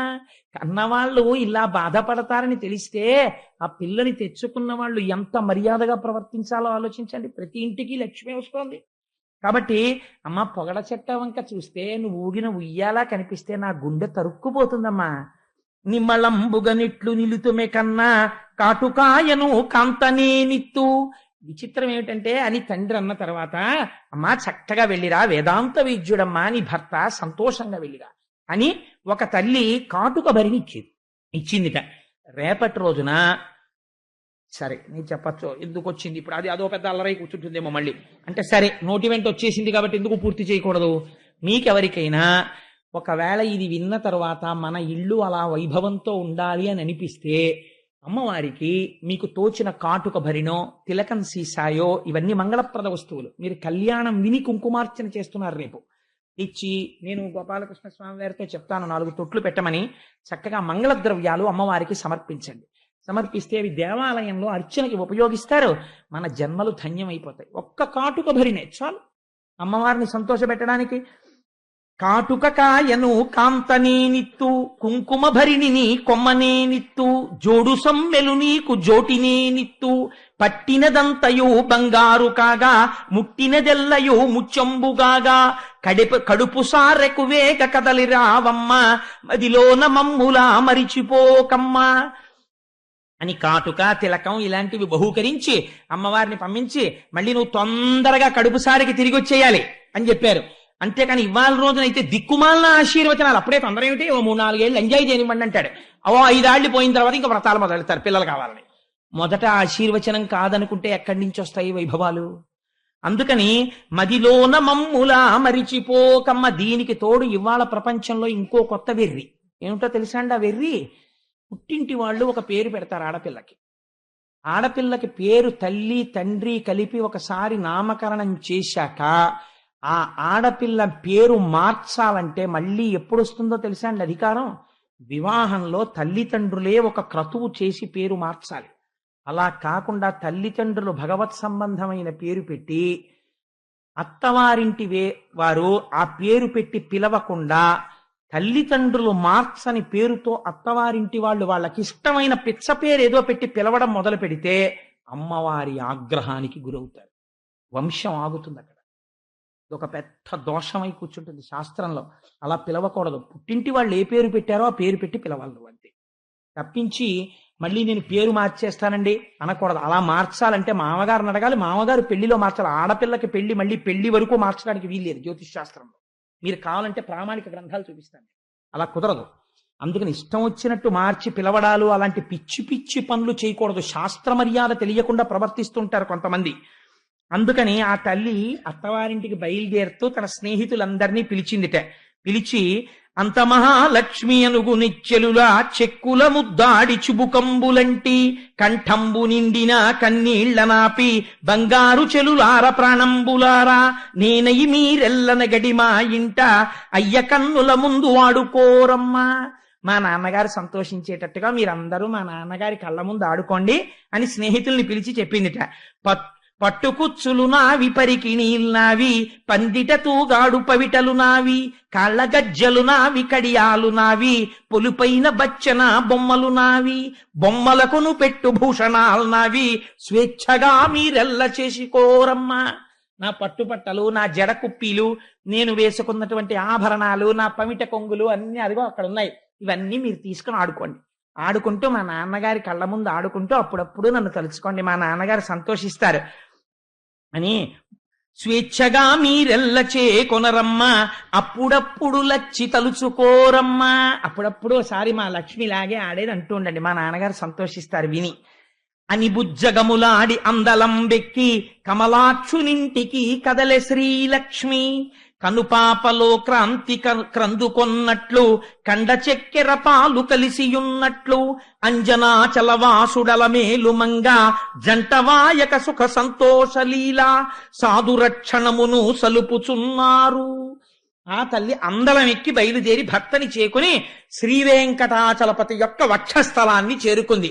అందుకే ఆనాటి నుంచి ఈనాటి వరకు మనం వెంకటాచలంలోకి వెళ్ళగానే ఆ గర్భాలయం లోపలికి వెళ్లి గుడి దగ్గరికి వెళ్ళగానే ఆ పంపు గొట్టంలోంచి వస్తున్న నీళ్లలో కాళ్లు గడిగేసుకుని గడప దాటి అటు ఇటు శంఖనిధి పద్మనిధికి నమస్కారం చేసి గడప దాటి కుడికాలు లోపల పెట్టి ఇలా కుడి చేతి వైపుకి పై ఎత్తి చూడగానే అయ్యవారి గడ్డానికి కొట్టుకున్న గుణపాన్ని చూసి ఒక నమస్కారం చేసుకుని 2 అడుగులు ముందుకు ఎయ్యగానే ఆ మంటపాన్ని కట్టినటువంటి వారి యొక్క మూర్తులను చూసి ఒక్క 4 అడుగులు అలా ముందుకు నడుస్తుంటే ఆ పక్కనే రంగనాయకుల మంటపం, అక్కడే తులాభారం, అది దాటగానే రాజా తోడరముళ్ళు పితాబీబీ వాళ్ళ అమ్మగారు వాళ్ళ యొక్క విగ్రహాల్ని చూసి వాళ్ళు ఇలా నమస్కారం పెడుతూ గడ్డాలతో ఆ ఇత్తడి మూర్తులు, బ్రహ్మాండమైన ధ్వజస్తంభం, దానికి కట్టిన దర్భలు, ఈశాన్య దిక్కున ఆ క్షేత్రపాలకుని యొక్క శిల, అది దాటి ఆ పెద్ద గడప దాటి లోపలికి దిగగానే ఎదురుగుండా అద్దాల పేటికలో రంగనాయకులు ఇలా పడుకుని ఉన్నటువంటి శ్రీరంగనాయకుడు,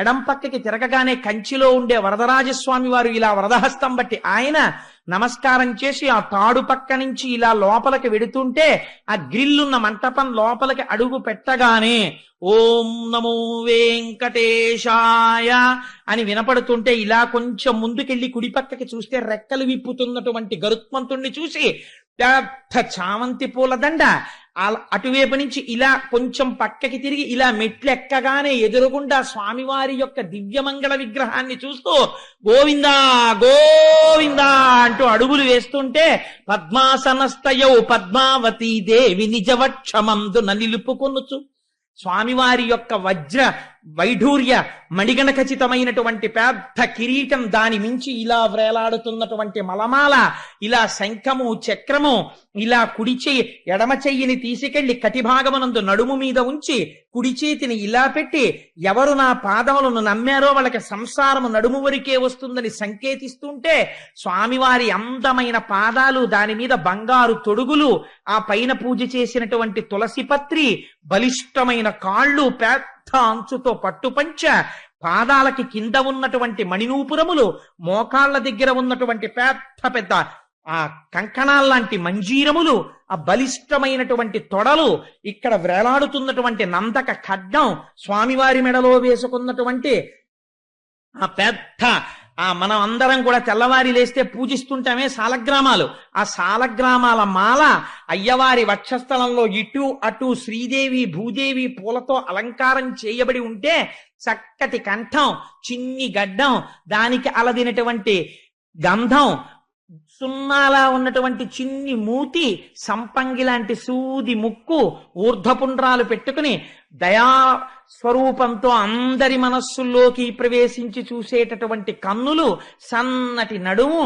కొద్దిగా ఇలా పక్కకి వంగినట్టుగా ఉండి దివ్యమంగళ విగ్రహంతో అనేక పుష్పమాలలతో విరాజిల్లుతున్నటువంటి స్వామి, ఆ పక్కన వేదికలు, దాని మీద కృష్ణ పరమాత్మ, రామచంద్రమూర్తి, సీతమ్మ తల్లి, ఉగ్ర శ్రీనివాసుడు, ఆ ఉత్సవానికి వచ్చేటటువంటి మలయప్ప స్వామి, శ్రీదేవి భూదేవి, అక్కడే ఉయ్యాల మంటపం, స్వామివారు ఊయల ఊగేటటువంటి ఊయల, ఇవన్నీ చూస్తూ కులశేఖర ఆళ్వార్ పడిదాకా వెళ్ళి ఆ పద్మపీఠం మీద ఉన్నటువంటి స్వామివారి పాదాల దగ్గర నుంచి ఆ పట్టుపంచె, మోకాళ్ళు, తొడలు, పట్టుపంచ, ఆ సాలగ్రామాల మాల, నాభి, సన్నటి నడుము, విశాలమైన వక్షస్థలం, శ్రీదేవి భూదేవి, బలిష్టమైన భుజాలు, ఏనుగు తొండాల్లాంటి చేతులు, ఆ 4 చేతులు, శంఖం చక్రం, కంఠం, ఆ పెద్ద కిరీటం, నేత్రాలు, దాని మించి వనమాల, వెంకటేశ్వరుణ్ణి చూసి మా అమ్మతో కలిసిన స్వామి నీకు నమస్కారం అని నమస్కరించి మనం బయటకు వస్తాం. ఆనాటి నుంచి ఈనాటి వరకు దయాళువై అమ్మతో కలిసి సాధురక్షణమును సలుపుచున్నారు. అరుగని మంగళ సూత్రము, చెరగని కుంకుమ, పసుపు, చెదరని సిరులున్, తరగని సుఖముల సంగును, హరిసతీ పాట విన్న అబలలకెప్పుడు. ఈ పాట ఏ తల్లి వింటోందో, ఏ ఇంట్లో పాడుతున్నారో వాళ్ళకి చెక్కు చెదరని పసుపు కుంకుమలు, సౌభాగ్యము కటాక్షించబడతాయి.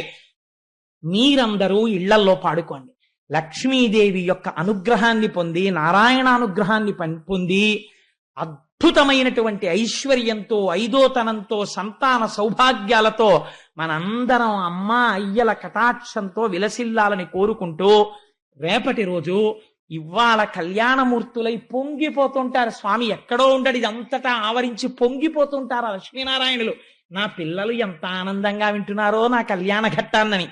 రేపటి రోజున పరమ సంతోషంగా మీ అందరూ లక్ష్మీ స్వరూపాలు 1400 నీరాజనాలు పైకి లేస్తుంటే, మా సుబ్రహ్మణ్య శర్మ గారు నీరాజన మంత్రం చెప్తే డోలు సన్నాయి మోగుతుంటే, పెద్దాడ సూర్యకుమారి గారు కూర్చుని క్షీరాబ్ధి కన్యకకు శ్రీ మహాలక్ష్మికిని నీరజానయమునకు నీరాజనం అని పాట పాడుతుంటే, దుర్గా సూక్తంతో ఫలస్థుతితో పూర్తి చేసి రేపు కన్నుల పండుగ కనకధారా స్తోత్రాన్ని అనుసంధానం చేద్దాం.